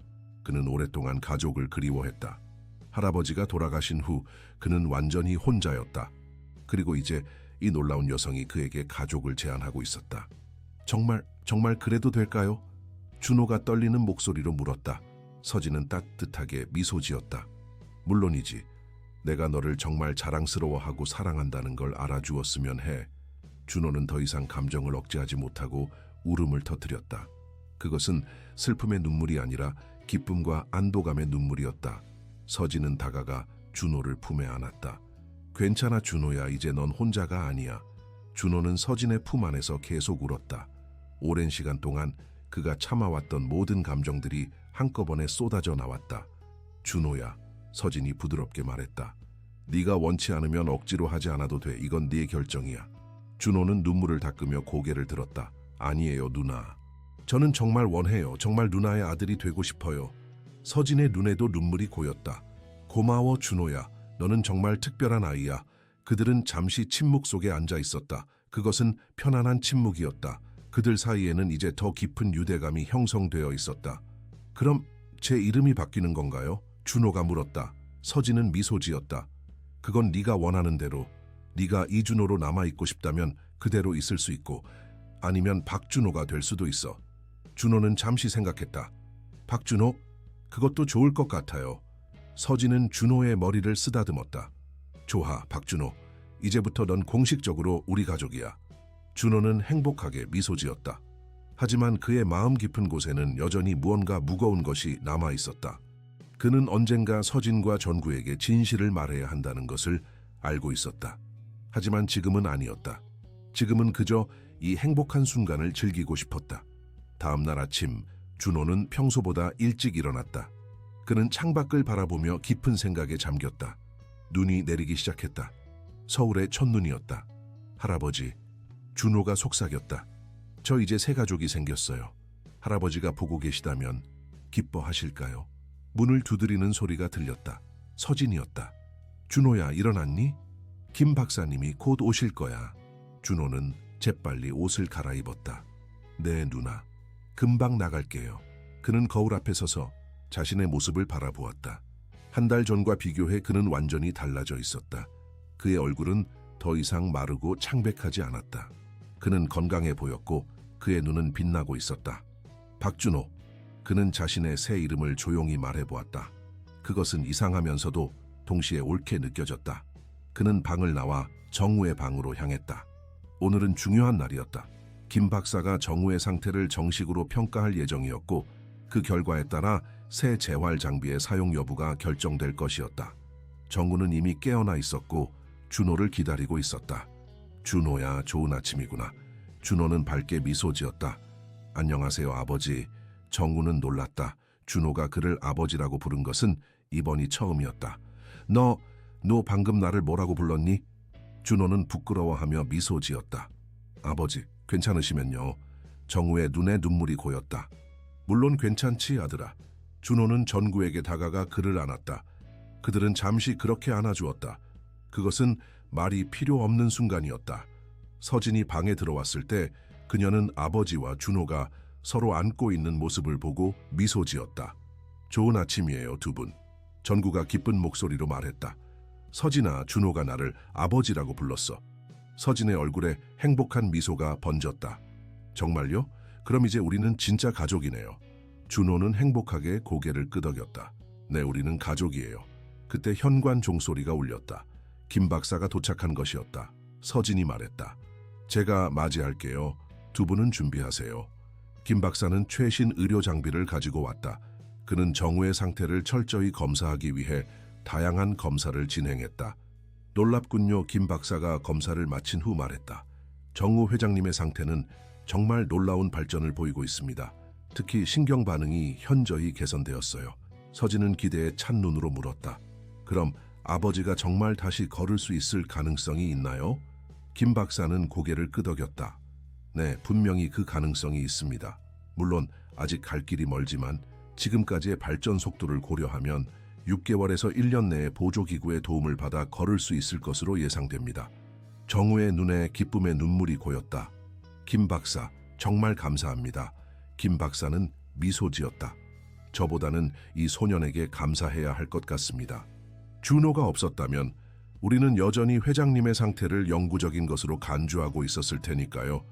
준호는 겸손하게 고개를 숙였다. 그냥 제가 할 수 있는 일을 한 것뿐이에요. 김 박사는 새 재활 장비를 살펴보았다. 이 장비는 정말 좋은 선택입니다. 내일부터 사용을 시작하는 것이 좋을 것 같습니다. 처음에는 하루 10분 정도로 시작해서 점차 늘려가는 것이 좋겠어요. 서진은 고개를 끄덕였다. 알겠습니다, 김 박사님. 저희가 잘 따르도록 하겠습니다. 김 박사가 떠난 후 그들은 거실에 모였다. 서진은 샴페인을 가져왔다. 오늘은 축하할 일이 많네요. 서진이 말했다. 아버지의 놀라운 발전과 준호가 우리 가족이 된 것. 정우는 미소를 지었다. 그래, 두 가지 모두 기적 같은 일이야. 서진은 준호에게 포도주스가 든 잔을 건넸다. 자, 건배하자. 우리 가족의 새로운 시작을 위해. 그들은 잔을 부딪혔다. 준호의 눈에는 행복의 눈물이 고였다. 그는 오랫동안 꿈꿔왔던 가족을 찾았다. 하지만 그의 마음 깊은 곳에는 여전히 비밀이 숨겨져 있었다. 그는 언젠가 그들에게 진실을 말해야 한다는 것을 알고 있었다. 그날 밤 준호는 잠들기 전에 창밖을 바라보았다. 눈은 계속해서 내리고 있었고 서울은 하얀 이불을 덮은 것처럼 보였다. 할아버지, 저 이제 행복해요. 준호가 속삭였다. 하지만 언젠가는 진실을 말해야 해요. 그들이 저를 용서해 줄까요? 또 한 달이 흘렀다. 겨울의 서울은 눈으로 덮여 있었고 크리스마스 시즌이 다가오고 있었다. 박정우의 저택은 화려한 크리스마스 장식들로 꾸며져 있었다. 거대한 크리스마스 트리가 거실 한가운데 세워져 있었고 창문마다 반짝이는 조명들이 걸려 있었다. 준호, 이제는 박준호라고 불리는 소녀는 학교 숙제를 마치고 정우의 재활을 돕고 있었다. 2달 동안 전구는 놀라운 발전을 보였다. 이제 그는 보행 보조 장치의 도움을 받아 짧은 거리를 걸을 수 있게 되었다. 물론 아직 천천히 조심스럽게 움직여야 했지만 그 자체로 기적 같은 일이었다. 아버지, 정말 잘하고 계세요. 준호가 정우의 걸음을 지켜보며 격려했다. 정우는 땀을 흘리며 미소 지었다. 내 덕분이야, 준호야. 네가 없었다면 이런 날은 오지 않았을 거야. 준호는 겸손하게 고개를 숙였다. 그는 이제 전구를 진심으로 아버지처럼 여기고 있었다. 그들 사이에는 깊은 유대감이 형성되어 있었다. 오늘은 여기까지 하고 쉬세요, 아버지. 준호가 말했다. 내일은 더 많이 걸어볼 수 있을 거예요. 정우는 고개를 끄덕이고 휠체어에 앉았다. 그는 아직 완전히 휠체어를 버릴 수는 없었지만 점점 휠체어에 의존하는 시간이 줄어들고 있었다. 준호야, 크리스마스에 무엇을 하고 싶니? 전구가 물었다. 준호는 잠시 생각했다. 그는 이전에 제대로 된 크리스마스를 보낸 적이 없었다. 할아버지와 함께 있을 때는 간단한 식사와 작은 선물만 주고받았을 뿐이었다. 글쎄요, 잘 모르겠어요. 그냥 가족과 함께 있는 것만으로도 충분할 것 같아요. 정우는 따뜻하게 미소 지었다. 우리는 특별한 크리스마스를 보낼 거야. 서진이 큰 파티를 계획하고 있어. 회사 임원들과 친구들을 초대할 예정이야. 준호의 표정이 약간 긴장되어 보였다. 그는 아직 많은 사람들 앞에 서는 것이 익숙하지 않았다. 많은 사람들이 올 건가요? 정우는 준호의 불안을 눈치채고 그의 어깨를 가볍게 두드렸다. 걱정하지 마. 넌 그냥 내 자신이면 돼. 모두가 너를 좋아할 거야. 준호는 안심한 듯 미소 지었다. 그때 서진이 들어왔다. 그녀는 쇼핑백을 여러 개 들고 있었다. 아버지 준호야 크리스마스 선물 쇼핑을 다녀왔어요. 서진이 기쁜 목소리로 말했다. 준호는 호기심에 가득 찬 눈으로 쇼핑백을 바라보았다. 누나, 제 선물도 있나요? 서진은 장난스럽게 미소 지었다. 글쎄 어쩌면. 하지만 크리스마스 전까지는 비밀이야. 준호는 행복하게 웃었다. 그는 이 가족과 함께하는 첫 크리스마스를 기대하고 있었다. 준호야, 내 학교 생활은 어때? 서진이 물었다. 준호는 밝은 표정으로 대답했다. 정말 좋아요. 처음에는 조금 어려웠지만 이제 친구들도 생기고 수업도 잘 따라가고 있어요. 준호는 이제 서울의 명문 사립학교에 다니고 있었다. 처음에는 많은 학생들이 갑자기 나타난 박서진의 입양 아들에 대해 호기심을 보였지만 준호의 친절함과 지식은 곧 그를 인기 있는 학생으로 만들었다. 특히 그의 과학과 의학에 대한 깊은 지식은 선생님들을 놀라게 했다. 내 담임 선생님이 전화하셨어. 서진이 말했다. 네가 전교 과학 경시대회에서 1등을 했다며 축하한다고 하셨어. 준호는 부끄러워하며 미소 지었다. 그건 쉬웠어요. 할아버지가 가르쳐 주신 것들 덕분이에요. 정우는 자랑스러운 표정으로 준호를 바라보았다. 너는 정말 특별한 아이야, 준호야.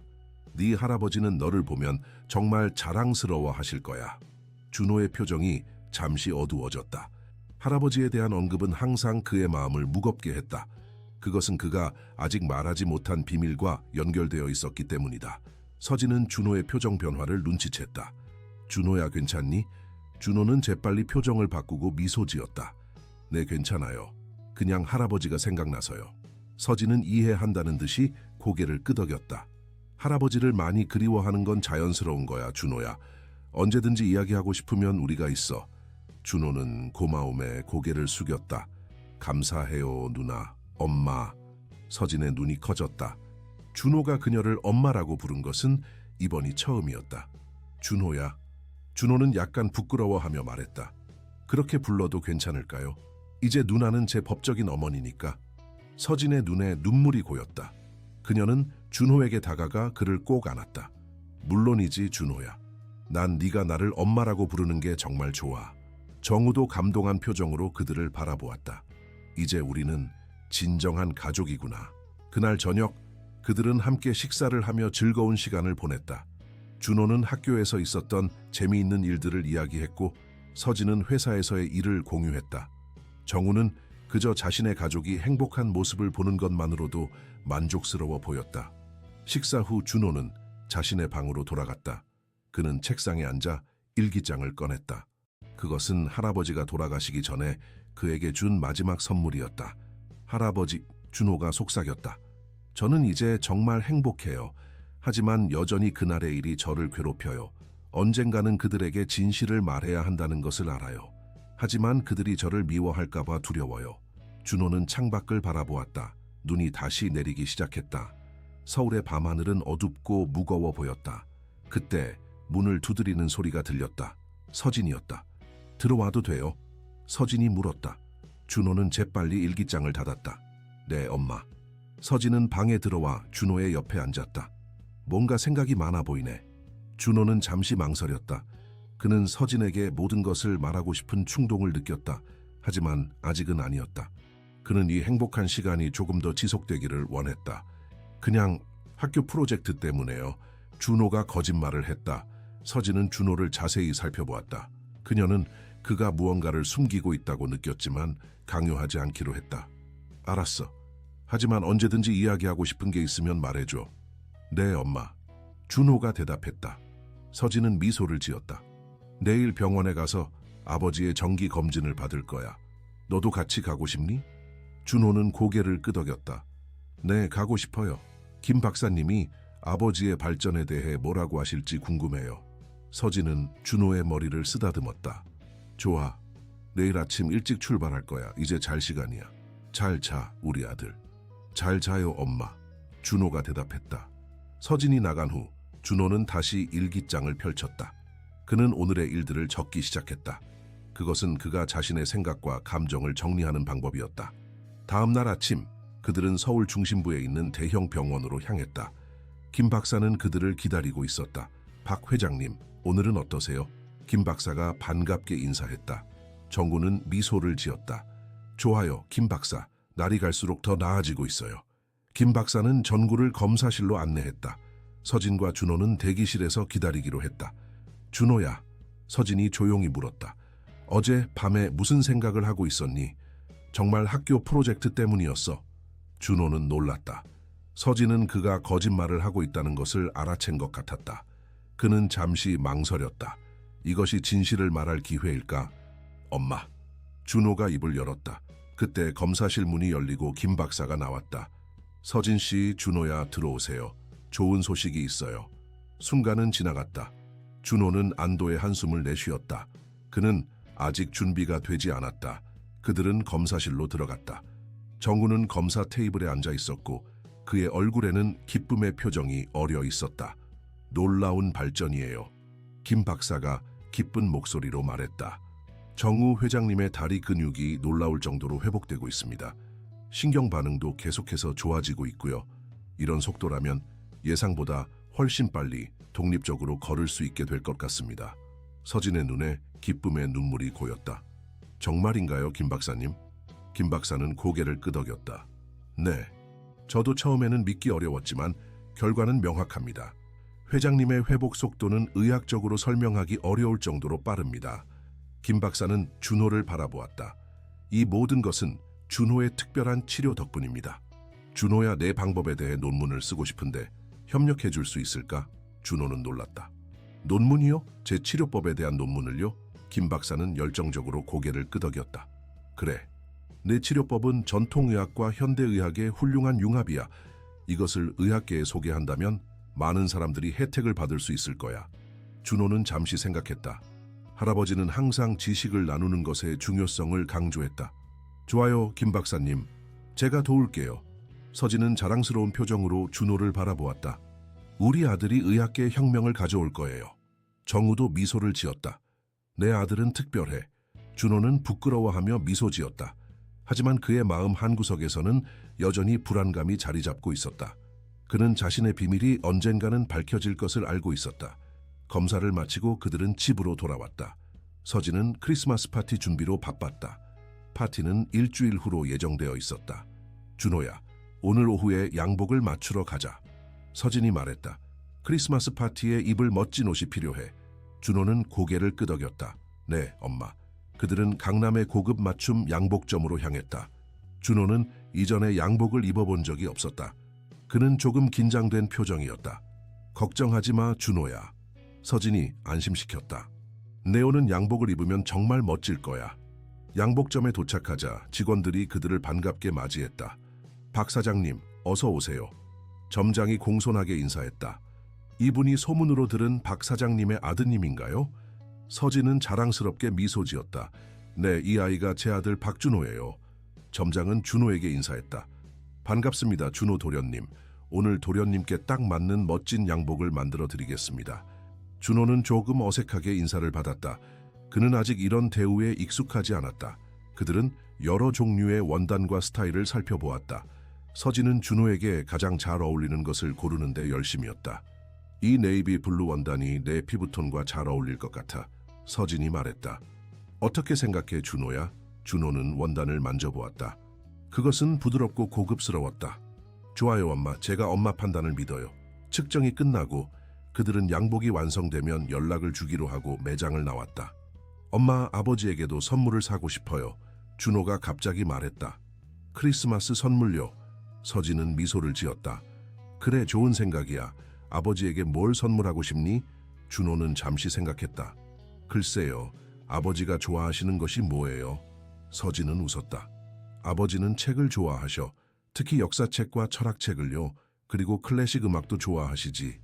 준호는 고개를 끄덕였다. 그럼 좋은 책이나 음반을 사드리고 싶어요. 그들은 대형 서점으로 향했다. 준호는 책장을 돌아다니며 전구에게 어울릴 책을 찾았다.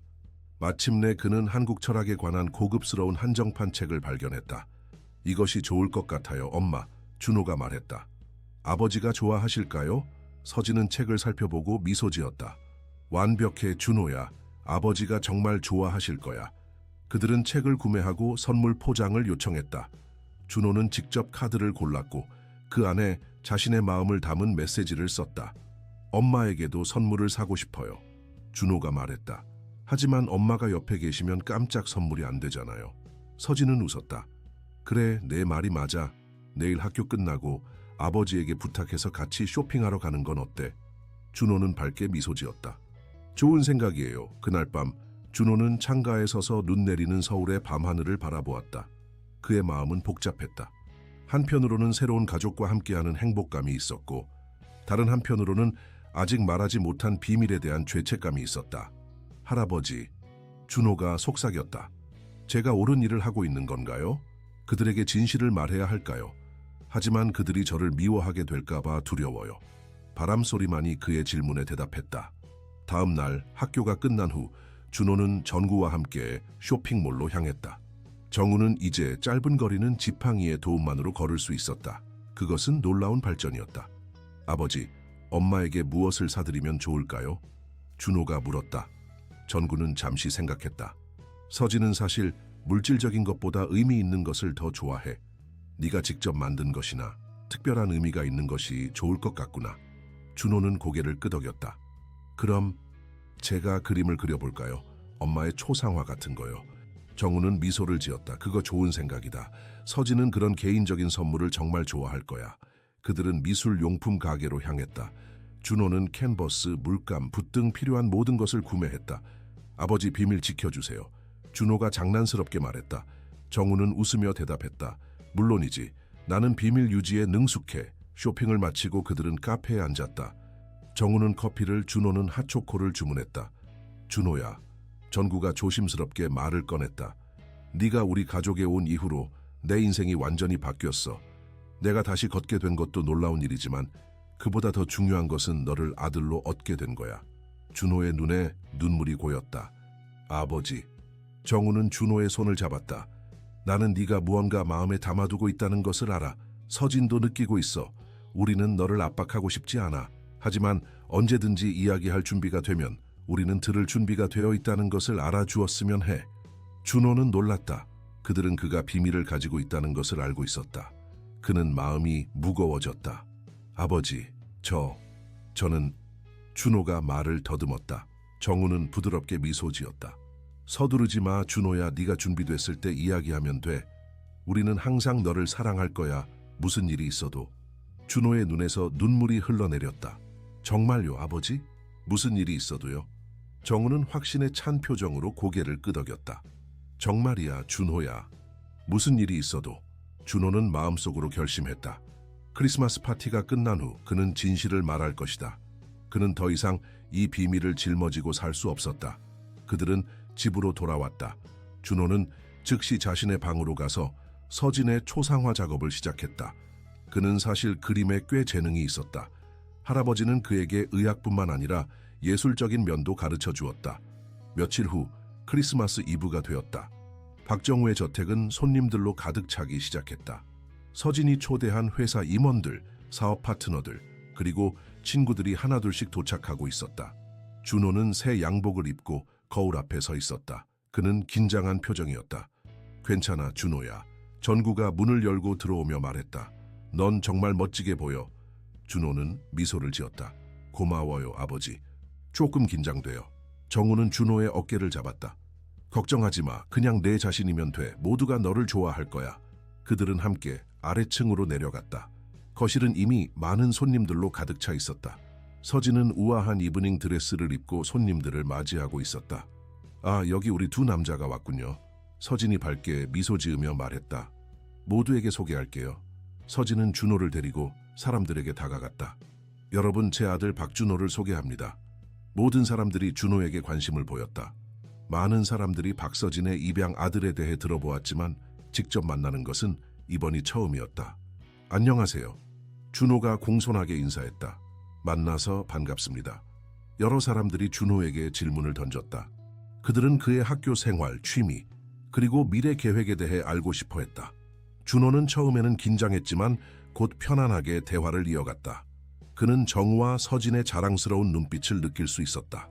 파티는 즐겁게 진행되었다. 준호는 여러 사람들과 이야기하며 새로운 친구들도 사귀었다.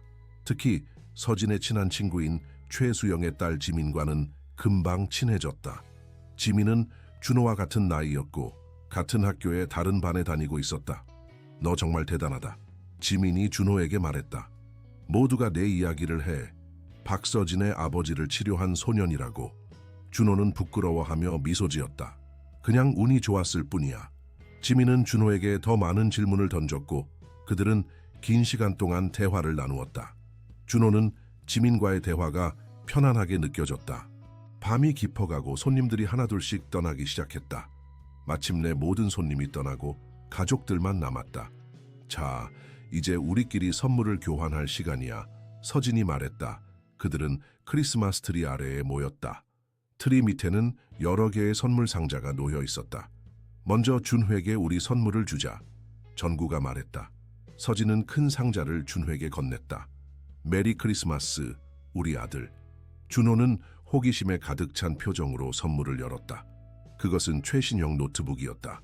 와, 이건... 준호가 놀라서 말했다. 정말 감사해요, 엄마, 아버지. 전구가 또 다른 상자를 건넸다. 이것도 있어. 준호는 두 번째 선물을 열었다. 그것은 고급 의학 교과서 세트였다. 와, 이건 제가 항상 갖고 싶었던 거예요. 서진이 마지막으로 작은 상자를 건넸다. 이건 조금 특별한 선물이야. 준호는 조심스럽게 상자를 열었다. 그 안에는 금으로 된 목걸이가 있었고 펜던트에는 가족이라는 한자가 새겨져 있었다. 이건... 준호의 눈에 눈물이 고였다. 이제 넌 영원히 우리 가족의 일원이야, 준호야. 서진이 말했다. 이 목걸이가 항상 그것을 상기시켜 주길 바라. 준호는 감격에 겨워 서진과 전구를 안았다. 정말 감사해요. 저는 정말 행복해요. 이제 우리 차례야, 준호가 말했다. 먼저 아버지 선물부터. 준호는 전구에게 자신이 산 책을 건넸다. 전구는 기쁜 표정으로 선물을 열었다. 오, 이건 정말 특별한 책이구나. 전구가 감탄했다. 내가 오랫동안 찾던 한정판이야. 어떻게 알았니? 준호는 미소를 지었다. 엄마가 도와주셨어요. 정우는 준호를 꼭 안아주었다. 고마워, 아들. 이제 엄마 선물이요. 준호가 말했다. 그는 조심스럽게 포장된 캔버스를 서진에게 건넸다. 서진은 호기심에 가득 찬 표정으로 포장을 풀었다. 그녀의 눈은 캔버스의 그림을 보고 커졌다. 그것은 서진, 전구, 그리고 준호가 함께 있는 가족 초상화였다. 그림은 놀라울 정도로 섬세하고 아름다웠다. 준호야, 이건... 서진의 목소리가 감동으로 떨렸다. 네가 직접 그린 거니? 준호는 부끄러워하며 고개를 끄덕였다. 네, 엄마, 마음에 드세요? 서진은 눈물을 흘리며 준호를 안았다. 이건 내가 받은 가장 아름다운 선물이야. 정말 고마워, 준호야. 그들은 따뜻한 분위기 속에서 크리스마스 이브를 보냈다. 하지만 준호의 마음 한구석에는 여전히 무거운 비밀이 자리 잡고 있었다. 그는 크리스마스가 지나면 그들에게 모든 것을 말할 것이라고 스스로에게 약속했다. 메리 크리스마스, 우리 가족. 전구가 말했다. 메리 크리스마스. 서진과 준호가 함께 대답했다. 그날 밤 준호는 창가에 서서 별이 빛나는 하늘을 바라보았다. 그는 목에 걸린 새 목걸이를 만지작거렸다. 할아버지, 준호가 속삭였다. 저는 이제 진실을 말할 용기를 가져야 해요. 그들은 저를 정말 사랑해주고 있어요. 제가 진실을 말한다면 그들이 저를 이해해 줄까요? 저를 용서해 줄까요? 별들만이 그의 질문에 침묵으로 대답했다. 크리스마스가 지나고 새해가 다가오고 있었다. 박정우의 저택은 여전히 화려한 장식들로 꾸며져 있었지만 크리스마스의 흥분은 이제 조용한 기대감으로 바뀌어 있었다. 새로운 한 해의 시작, 새로운 시작의 약속. 준호는 자신의 방 책상에 앉아 일기장을 바라보고 있었다. 그는 지난밤 결심했던 대로 오늘 모든 것을 털어놓을 계획이었다. 그의 손이 떨렸다. 과연 이것이 옳은 결정일까? 그들이 자신을 이해해 줄까? 더 중요한 것은 그들이 자신을 용서해 줄까? 할아버지, 준호가 속삭였다. 제가 이제 진실을 말할 거예요. 도와주세요. 그는 깊은 숨을 들이쉬고 방을 나섰다. 집안은 조용했다. 서진은 회사에 있었고 정우는 서재에서 책을 읽고 있을 것이었다. 준호는 천천히 계단을 내려가 서재 앞에 섰다. 그는 조심스럽게 문을 두드렸다. 들어와. 정우의 목소리가 들렸다. 준호는 문을 열고 서재로 들어갔다. 정구는 대형 창문 옆 안락 의자에 앉아 책을 읽고 있었다. 그의 옆에는 지팡이가 놓여 있었다. 이제 정우는 집안에서는 대부분 지팡이만으로 걸을 수 있었다. 아버지, 준호가 떨리는 목소리로 불렀다. 정우는 미소를 지으며 준호를 바라보았다. 준호야, 무슨 일이니? 준호는 정우 앞에 있는 소파에 앉았다. 그의 표정은 심각했다. 아버지, 제가 말씀드릴 게 있어요. 정우는 책을 내려놓고 준호에게 집중했다. 그는 준호의 심각한 표정을 보고 이것이 중요한 대화임을 직감했다. 그래, 준호야, 무슨 일인지 말해보렴. 준호는 잠시 망설였다. 그의 마음은 여전히 갈등하고 있었다. 하지만 그는 더 이상 이 비밀을 짊어지고 살 수 없다는 것을 알았다. 아버지, 제가 처음 아버지와 누나, 아니 엄마를 만났을 때 이야기해요. 정우는 고개를 끄덕였다. 그래, 고속도로에서 만났지. 준호의 눈에 눈물이 고이기 시작했다. 사실 그건 우연이 아니었어요. 정우의 눈썹이 살짝 올라갔지만 그는 침착하게 준호가 계속 말할 수 있도록 기다렸다. 준호는 깊은 숨을 들이쉬었다. 제가 그 장소에 간 것은 우연이 아니었어요. 저는 그 장소가 아버지의 사고 현장이라는 것을 알고 있었어요. 정우의 표정이 약간 변했지만 그는 여전히 침착했다. 어떻게 알았니? 준호의 눈에서 눈물이 흘러내렸다. 왜냐하면 저도 그 사고와 관련이 있었기 때문이에요. 정우는 이제 완전히 주의를 기울이고 있었다. 무슨 뜻이니? 준호야? 준호는 떨리는 손으로 눈물을 닦았다. 5년 전, 그날 저와 할아버지는 고속도로에 있었어요. 우리는 다른 차 사고를 목격했고 할아버지는 그 사람을 돕기 위해 멈추셨어요. 할아버지는 항상 다른 사람을 돕는 걸 중요하게 생각하셨거든요. 준호는 잠시 말을 멈추고 감정을 추스렸다. 정우는 인내심을 갖고 기다렸다. 우리가 그 사람을 돕고 있을 때 저는 도로 한가운데 서 있었어요. 그때 아버지의 차가 고속으로 다가오고 있었어요. 할아버지는 저를 보시고 저를 밀어내셨어요. 정우의 얼굴이 창백해졌다. 그는 이제 준호가 말하려는 것이 무엇인지 알기 시작했다. 할아버지가 저를 밀어내시는 순간 아버지의 차가 할아버지를 스쳐 지나갔어요. 그리고 아버지의 차가 통제를 잃고 뒤집어졌어요. 정우는 충격받은 표정이었지만 여전히 말없이 들었다. 할아버지는 그날 다치셨어요. 심하게 다치지는 않았지만 그날 이후로 계속 아프셨어요. 그리고 작년에 할아버지는 그 부상의 합병증으로 할아버지는 저를 떠나셨어요. 준호는 이제 울음을 참지 못하고 흐느끼기 시작했다. 저는 아버지의 사고의 원인이었어요. 그리고 할아버지의 그 일의 원인도 저였어요. 모든 게 제 잘못이었어요. 정우는 깊은 숨을 들이쉬었다. 그의 눈에도 눈물이 맺혔다. 준호야. 준호는 계속해서 울며 말했다. 저는 매년 그날 그 장소에 가서 할아버지에게 용서를 빌었어요. 그리고 아버지에게도, 비록 아버지가 거기 없어도 저는 아버지에게도 용서를 빌었어요. 그래서 네가 우리를 도운 거구나. 전구가 천천히 말했다. 죄책감 때문에? 준호는 고개를 끄덕였다. 처음에는 네, 제가 아버지를 다시 걷게 해드리면 제 죄책감이 조금이라도 덜어질까 해서요. 하지만 지금은 그게 아니에요. 저는 정말로 아버지와 엄마를 사랑해요. 정말 이 가족의 일원이 되고 싶어요. 준호는 이제 자리에서 일어나 정우 앞에 무릎을 꿇었다. 아버지, 정말 죄송해요. 제가 그날 도로에 서 있지 않았다면 아버지는 다치지 않았을 거예요. 할아버지도 지금 살아계셨을 거예요. 제발 저를 용서해 주세요. 방 안에는 무거운 침묵이 흘렀다. 정우는 깊은 생각에 잠긴 것 같았다. 준호는 두려움에 떨며 정우의 반응을 기다렸다. 마침내 전구가 말했다. 준호야, 내 눈을 봐. 준호는 눈물에 젖은 얼굴을 들어 전구를 바라보았다. 그는 전구의 눈에서 분노나 실망이 아닌 따뜻함과 이해를 발견하고 놀랐다. 네가 그날 일에 대해 자책하고 있었다니 믿기 어려울 정도로 가슴 아프구나. 전구가 부드럽게 말했다. 하지만 내가 분명히 말해주마. 그건 내 잘못이 아니야. 준호는 혼란스러운 표정이었다. 하지만 정우는 고개를 저었다. 아니, 준호야. 그건 사고였어. 네 잘못이 아니야. 나는 그날 전화 통화를 하며 운전하고 있었어. 내가 주의를 기울이지 않았던 거야. 그리고 네 할아버지, 그분은 너를 구하기 위해 행동하셨어. 그건 그분의 선택이었고 그분은 자신의 손자를 사랑하셨기에 그렇게 하신 거야. 준호는 여전히 울고 있었지만 이제 그의 눈에는 혼란과 희망이 뒤섞여 있었다. 정말 저를 용서하시는 건가요? 정우는 따뜻한 미소를 지었다.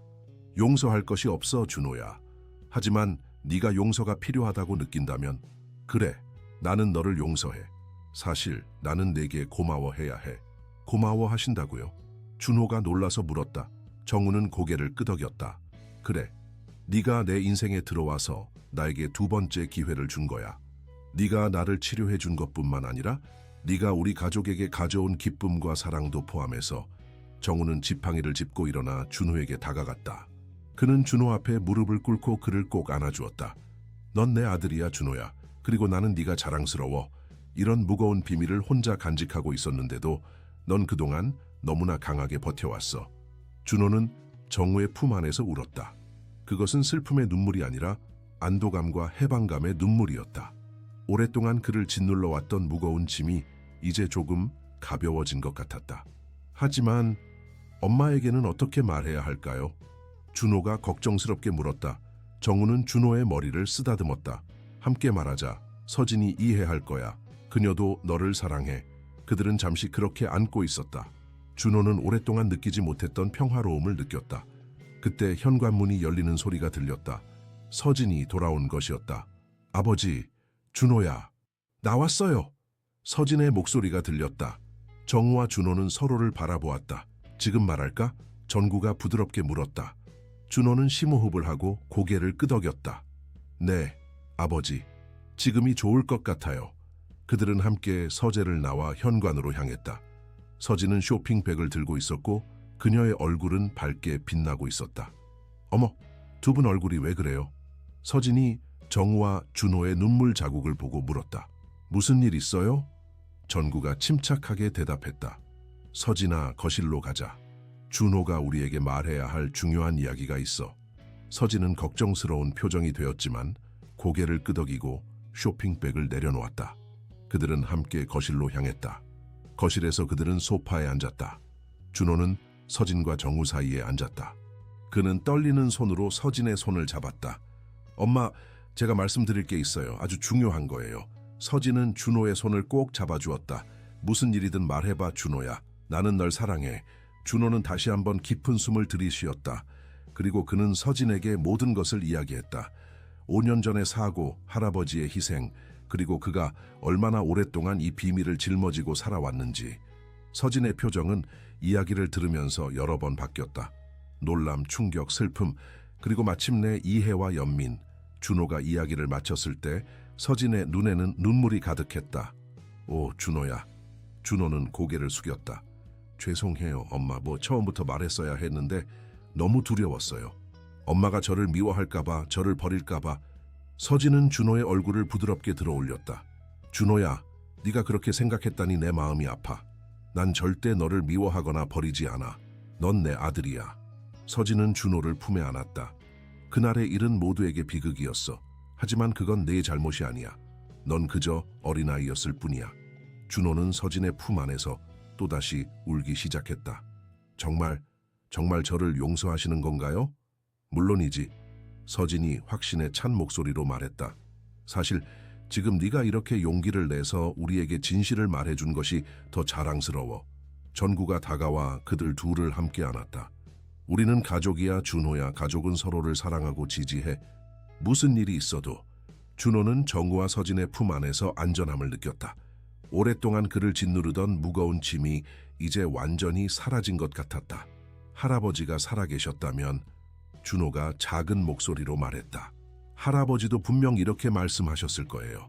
할아버지는 항상 용서와 사랑의 중요성을 가르치셨으니까요. 서진은 준호의 머리를 쓰다듬었다. 네, 할아버지는 분명 정말 훌륭한 분이셨을 거야, 준호야. 그분이 너를 그렇게 특별한 아이로 키우셨으니까. 그래, 전구가 동의했다. 그리고 네 할아버지의 희생은 헛되지 않았어. 그분은 너를 구했고 너는 이제 우리 가족을 완성시켰어. 그들은 잠시 침묵 속에 함께 있었다. 그것은 편안한 침묵이었다. 말이 필요 없는 순간이었다. 마침내 서진이 말했다. 준호야, 네 할아버지의 묘소가 어디 있니? 우리가 함께 찾아가서 참배하고 싶어. 준호의 눈이 커졌다. 정말요? 서진은 고개를 끄덕였다. 물론이지. 그분은 내 가족이었어. 그리고 이제 우리 가족이기도 해. 준호는 감격에 겨워 고개를 끄덕였다. 할아버지는 지리산 근처 작은 마을에 묻혀 계세요. 할아버지가 항상 산을 사랑하셨거든요. 그럼 내일 함께 가자. 전구가 제안했다. 가족으로서. 준호는 행복하게 미소 지었다. 네, 아버지. 할아버지가 정말 좋아하실 거예요. 서진이 갑자기 생각난 듯 말했다. 그러고 보니 나는 오늘 중요한 소식이 있어서 일찍 돌아왔어. 전구와 준호는 호기심 어린 눈으로 서진을 바라보았다. 오늘 아침에 김 박사님으로부터 전화가 왔어요. 서진이 말했다.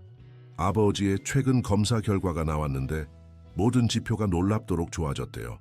김 박사님은 한 달 안에 아버지가 지팡이 없이도 걸을 수 있을 것이라고 예상하셨어요. 정우의 눈이 빛났다.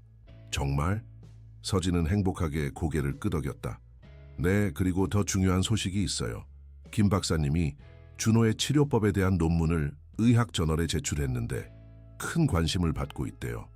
여러 병원에서 준호의 치료법을 배우고 싶다는 연락이 왔다고 해요. 준호는 놀란 표정이었다. 정말요? 서진은 미소를 지었다. 네, 정말이야. 내 치료법이 많은 사람들을 도울 수 있을 거야, 준호야. 준호의 눈에 다시 한번 눈물이 고였다. 하지만 이번에는 기쁨의 눈물이었다. 할아버지가 정말 자랑스러워 하실 거예요. 할아버지는 항상 자신의 지식이 많은 사람들을 돕기를 원하셨거든요. 그래서 나는 계획이 있어. 서진이 말했다. 아버지와 나는 준호의 이름으로 재활센터를 설립하려고 해. 현대의학과 전통의학을 결합한 치료를 제공하는 센터야. 특히 경제적으로 어려운 환자들을 위한. 준호는 믿을 수 없다는 표정이었다. 제 이름으로요? 전구가 미소 지었다. 그래. 하지만 우리는 센터 이름에 네 할아버지의 이름도 포함시키고 싶어. 네 할아버지는 어떤 이름이셨니? 이상수요. 준호가 떨리는 목소리로 대답했다. 할아버지 이름은 이상수였어요. 서진이 고개를 끄덕였다. 그럼 이상수 박준호 통합재활센터는 어때? 준호는 감격에 겨워 고개를 끄덕였다. 완벽해요. 정말 완벽해요. 그리고 전구가 덧붙였다. 우리는 그 센터를 사고 현장 근처에 세우려고 해. 그 장소를 슬픔의 장소에서 희망의 장소로 바꾸는 거지. 준호의 마음은 기쁨으로 가득 찼다. 그는 자신이 꿈꿀 수 있는 것보다 더 완벽한 결말을 맞이하고 있었다. 그의 비밀은 이제 비밀이 아니었고 그의 죄책감은 용서로 치유되었으며 할아버지의 유산은 계속해서 살아갈 것이었다. 감사해요. 준호가 감정에 북받쳐 말했다. 정말 감사해요, 아버지, 엄마. 서진과 정우는 따뜻한 미소를 지었다. 우리가 너에게 고마워해야 해, 준호야. 서진이 말했다. 네가 우리 가족에게 가져온 모든 것에 대해. 그날 밤 준호는 오랫동안 편안하게 잠들었다. 그의 마음은 평화로웠고 그의 꿈은 밝았다. 그는 더 이상 과거의 짐을 지고 있지 않았다. 이제 그는 미래를 바라볼 수 있었다. 가족과 함께하는 밝은 미래를. 다음 날 아침 그들은 일찍 일어나 지리산으로 향했다. 여행은 몇 시간이 걸렸지만 그들은 함께 이야기하고 웃으며 즐거운 시간을 보냈다. 마침내 그들은 작은 마을에 도착했다. 준호는 그들을 할아버지의 묘소로 안내했다. 그것은 산을 바라보는 조용한 곳이었다. 비석에는 이상수 선생님, 사랑과 지혜의 스승이라고 새겨져 있었다. 그들은 함께 묘소 앞에 무릎을 꿇었다. 준호는 꽃을 올리고 향을 피웠다. 할아버지, 준호가 속삭였다. 저 왔어요. 이번에는 혼자가 아니에요. 제 새 가족과 함께 왔어요. 서진과 정우도 공손하게 절을 했다. 이상수 선생님, 전구가 말했다. 당신의 손자를 저희 가족의 일원으로 받아들여 주셔서 감사합니다. 그는 정말 특별한 아이입니다. 그리고 당신이 그에게 가르쳐 주신 모든 것에 감사드립니다. 당신 덕분에 저는 다시 걸을 수 있게 되었습니다. 서진도 말을 이었다. 선생님, 준호는 이제 저희의 소중한 아들입니다. 그의 지혜와 친절함, 그리고 치유의 능력은 많은 사람들에게 희망을 줄 것입니다. 우리는 그가 당신의 유산을 이어갈 수 있도록 돕겠습니다. 준호의 눈에서는 눈물이 흘렀지만 그것은 슬픔의 눈물이 아니었다. 그것은 감사와 사랑의 눈물이었다. 할아버지, 준호가 다시 말했다. 이제 저는 행복해요. 정말 행복해요. 할아버지가 저에게 가르쳐 주신 모든 것을 기억하고 그것을 많은 사람들과 나눌 거예요. 할아버지의 지혜가 계속해서 살아갈 수 있도록요. 바람이 부드럽게 불어왔다. 마치 이상수가 그들의 말을 듣고 대답하는 것처럼 그들은 잠시 더 묘소 앞에 앉아 있었다. 서진과 정우는 준호에게 할아버지와의 추억에 대해 물었고 준호는 기쁘게 이야기했다. 그는 할아버지의 지혜, 유머, 그리고 무한한 사랑에 대해 이야기했다. 돌아가는 길에 준호는 창밖을 바라보며 미소 지었다. 그의 마음은 이제 완전히 자유로웠다. 그는 더 이상 과거에 사로잡혀 있지 않았다. 그는 현재를 살고 미래를 꿈꿀 수 있었다. 준호야, 전구가 불렀다. 우리가 센터를 설립하면 너도 거기서 일하고 싶니? 물론 학교를 마친 후에 준호는 밝게 미소 지었다. 네, 아버지. 그것이 제 꿈이에요. 할아버지처럼 사람들을 돕는 것이요. 서진이 준호의 어깨를 감쌌다. 넌 정말 특별한 재능을 가졌어, 준호야. 네가 그것을 다른 사람들과 나누는 것을 보게 되어 기쁘다. 준호는 행복하게 고개를 끄덕였다. 저도요, 엄마. 저도 정말 기뻐요. 차는 서울을 향해 계속 달렸다. 준호는 이제 진정한 의미의 집으로 돌아가고 있었다. 사랑과 이해, 그리고 용서로 가득한 집으로. 그의 가슴에 달린 목걸이가 햇빛에 반짝였다. 가족이라는 글자가 그의 심장 위에서 빛나고 있었다. 2년이 지났다. 푸른 봄날, 경상북도의 한 고속도로 근처에 사람들이 모여들고 있었다. 한때는 비극의 장소였던 이곳에 이제 희망의 상징이 서 있었다. 이상수 박준호 통합재활센터의 개관식이 열리는 날이었다. 현대적인 건물은 자연과 조화를 이루도록 설계되어 있었다. 유리와 나무로 지어진 이 건물은 주변의 산들과 어우러져 마치 자연의 일부인 듯 보였다. 건물 앞에는 정원이 있었고 그 중앙에는 물이 흐르는 작은 연못이 있었다. 연못 위에는 청동으로 만든 조각상이 서 있었다. 그것은 노인과 소년이 손을 맞잡고 있는 모습이었다. 이상수와 준호를 상징하는 조각이었다. 박준호, 이제 15살이 된 소년은 개관식 단상 위에 서 있었다. 그의 옆에는 박정우와 박서진이 자랑스러운 표정으로 서 있었다. 정우는 이제 지팡이 없이도 완벽하게 걸을 수 있었다. 그의 회복은 의학계에서 기적으로 불렸다. 여러분, 오늘 이 뜻깊은 자리에 함께해 주셔서 감사합니다. 정구가 마이크 앞에 서서 연설을 시작했다. 그의 목소리는 힘이 있었고 그의 눈은 자신감으로 빛나고 있었다. 5년 전 바로 이 장소에서 저는 교통사고를 당했고 의사들은 제가 다시는 걸을 수 없을 것이라고 말했습니다. 그것은 제 인생에서 가장 어두운 순간이었습니다. 청중들은 조용히 경청하고 있었다. 그들 중에는 의사들, 정치인들, 지역 주민들, 그리고 많은 언론인들이 있었다. 하지만 운명은 저에게 두 번째 기회를 주었습니다. 바로 이 소년, 제 아들 박준호를 통해서요. 전구는 준호를 자랑스럽게 바라보았다. 준호는 부끄러워하며 미소 지었다. 준호는 전통의학과 현대의학의 지식을 결합한 특별한 치료법으로 저를 치료했고 덕분에 저는 오늘 여러분 앞에 두 발로 서 있을 수 있게 되었습니다. 박수 소리가 터져 나왔다. 그리고 오늘 우리는 이 특별한 장소에 이상수 박준호 통합재활센터를 개관하게 되었습니다. 이 센터는 준호의 할아버지이신 이상수 선생님의 지혜와 준호의 특별한 재능을 기리며 도움이 필요한 모든 사람들에게 희망을 전하기 위해 설립되었습니다. 정우는 잠시 감정을 추스른 후 계속했다. 이 센터는 경제적으로 어려운 환자들에게 무료 또는 저렴한 비용으로 치료를 제공할 것입니다. 우리는 현대의학과 전통의학의 장점을 결합하여 기존의 치료법으로는 도움을 받지 못했던 환자들에게 새로운 희망을 줄 것입니다. 다시 한번 박수 소리가 울려 퍼졌다. 이제 저는 이 센터의 진정한 영웅, 제 아들 박준호에게 마이크를 넘기겠습니다. 준호는 긴장된 표정으로 마이크 앞에 섰다. 그는 이제 훨씬 더 성숙해 보였다. 키도 많이 자랐고 그의 얼굴은 소년에서 청년으로 변화하고 있었다. 하지만 그의 눈에 있는 지혜와 친절함은 여전했다. 안녕하세요. 저는 박준호입니다. 준호의 목소리는 약간 떨렸지만 곧 안정을 찾았다. 저는 오늘 이 자리에 제 할아버지 이상수 선생님의 이름으로 서 있습니다. 할아버지는 저에게 지식을 나누고 다른 사람들을 돕는 것의 중요성을 가르쳐 주셨습니다. 할아버지가 살아계셨다면 오늘 정말 자랑스러워 하셨을 거예요. 준호는 잠시 숨을 고르고 계속했다. 이 센터는 단순한 건물이 아닙니다. 이곳은 희망의 상징입니다. 한때는 비극의 장소였던 이곳이 이제는 많은 사람들에게 새로운 시작을 제공하는 곳이 되었습니다. 준호의 눈에 눈물이 고였지만 그는 감정을 추스르고 계속했다. 저는 이 센터가 많은 사람들의 삶을 변화시킬 수 있기를 바랍니다. 할아버지가 저에게 가르쳐 주신 것처럼 우리는 서로를 도울 때 진정으로 성장하고 치유됩니다. 청중들은 감동받은 표정으로 준호의 말을 듣고 있었다. 마지막으로 저에게 두 번째 기회와 새로운 가족을 주신 제 부모님, 박정우 아버지와 박서진 어머니께 감사드립니다. 두 분의 사랑과 지지 덕분에 저는 오늘 이 자리에 설 수 있게 되었습니다. 준호는 정구와 서진을 바라보았다. 그들의 눈에는 자부심과 사랑이 가득했다. 이제 이상수 박준호 통합재활센터의 공식 개관을 선언합니다. 감사합니다. 우렁찬 박수 소리가 울려 퍼졌다. 서진이 앞으로 나와 커다란 가위를 들고 건물 입구의 리본을 잘랐다. 사진사들의 플래시가 터졌고 사람들은 환호했다. 개관식이 끝난 후 준호는 센터 내부를 둘러보았다.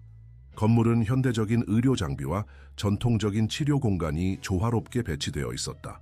한쪽에는 첨단 재활 장비들이 있었고 다른 쪽에는 한방 치료실이 있었다.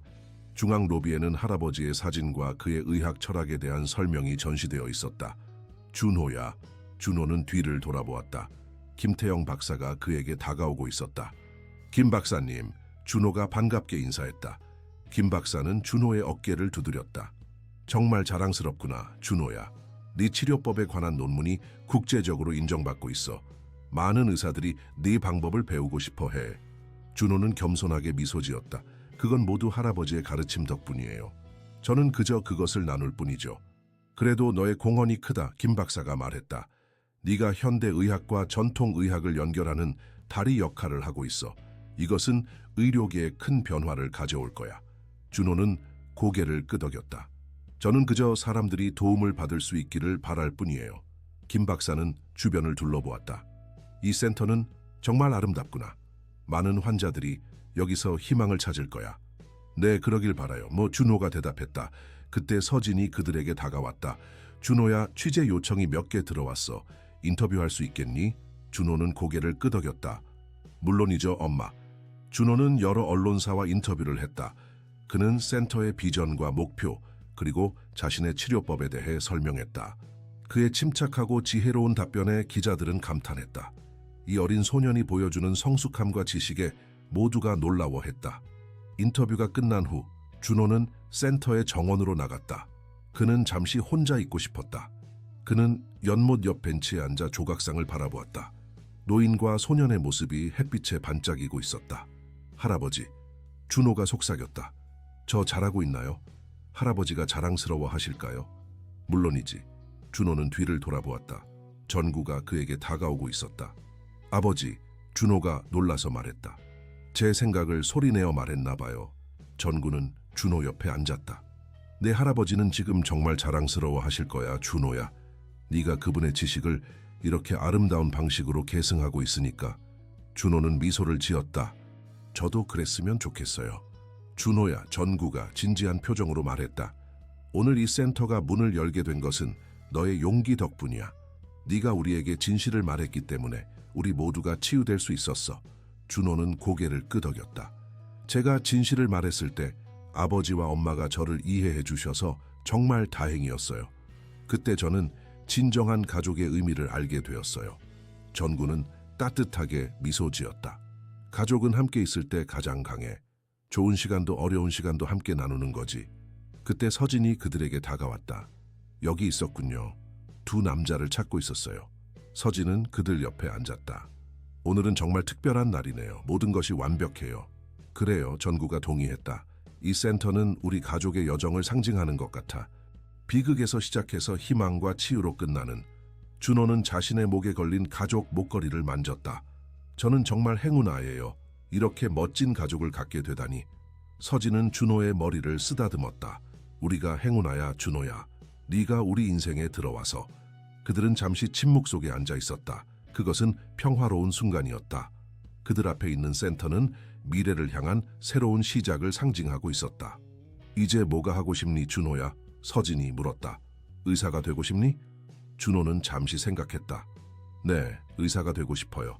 하지만 단순한 의사가 아니라 할아버지처럼 사람들의 몸과 마음을 모두 치유할 수 있는 의사가 되고 싶어요. 정우는 고개를 끄덕였다. 그것은 훌륭한 목표야, 준호야.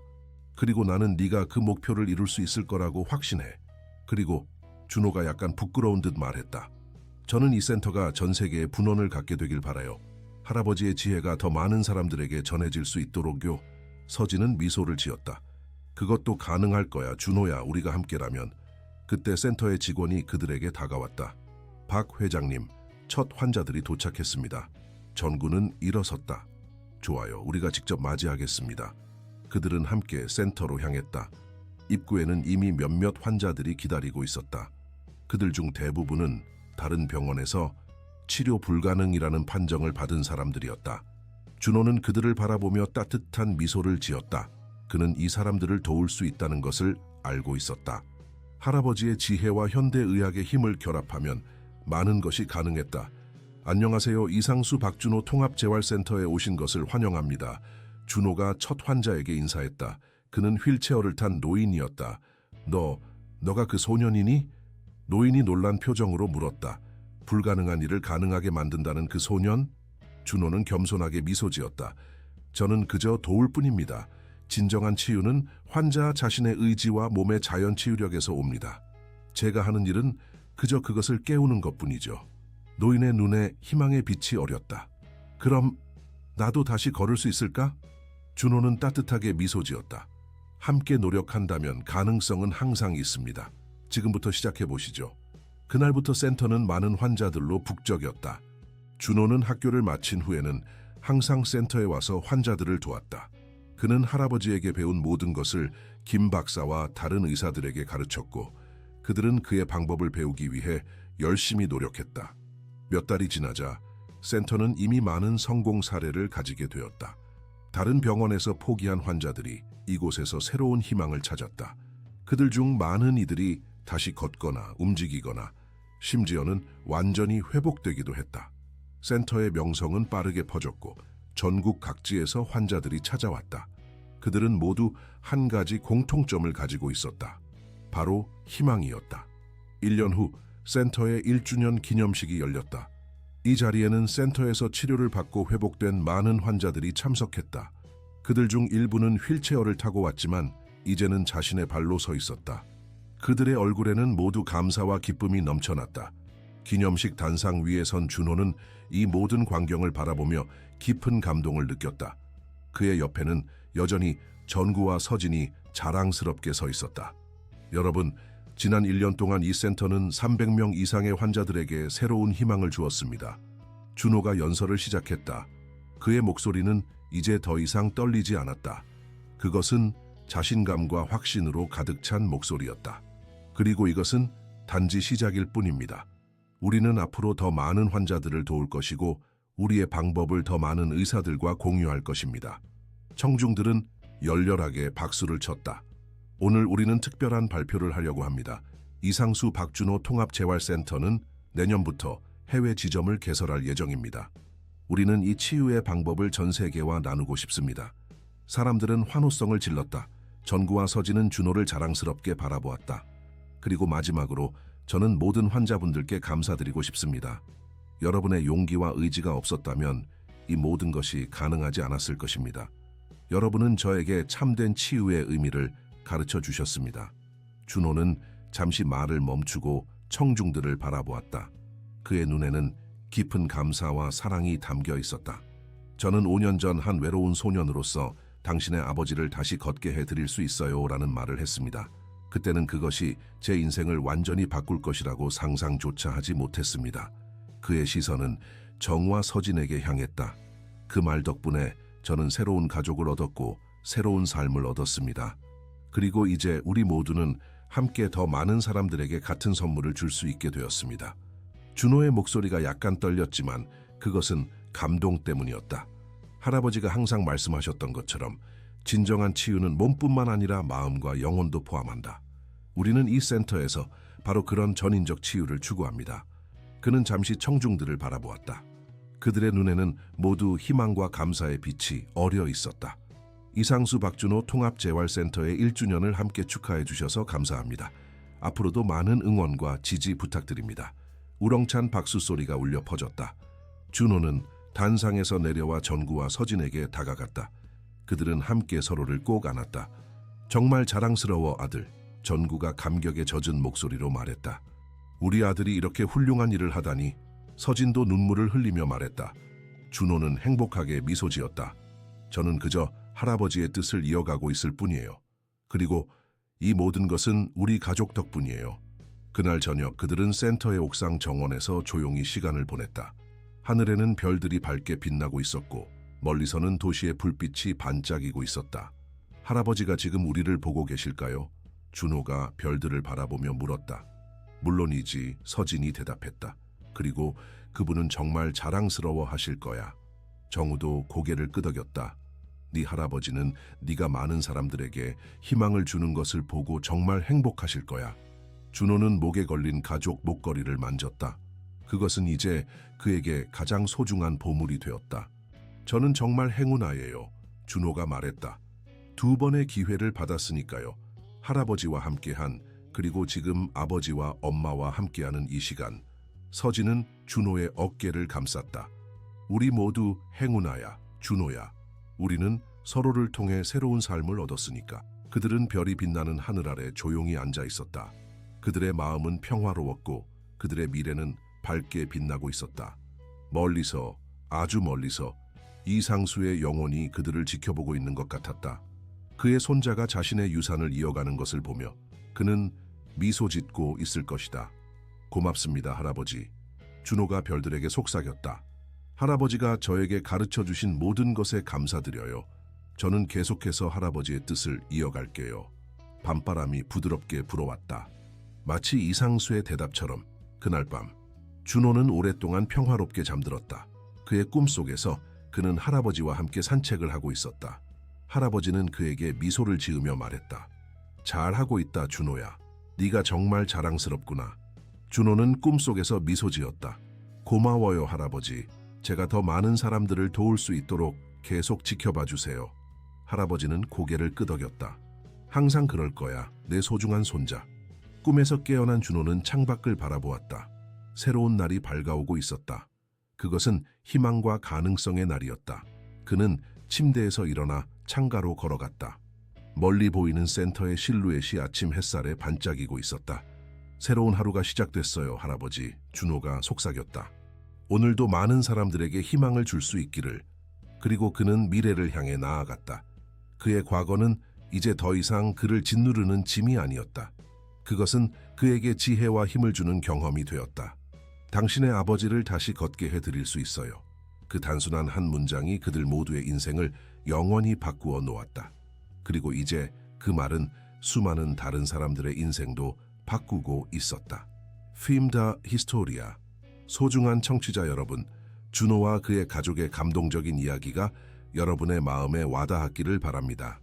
이처럼 감동적인 이야기를 더 많이 듣고 싶으시다면 왼쪽에 있는 링크를 클릭하여 저희가 준비한 특별한 재생 목록을 확인해 보세요.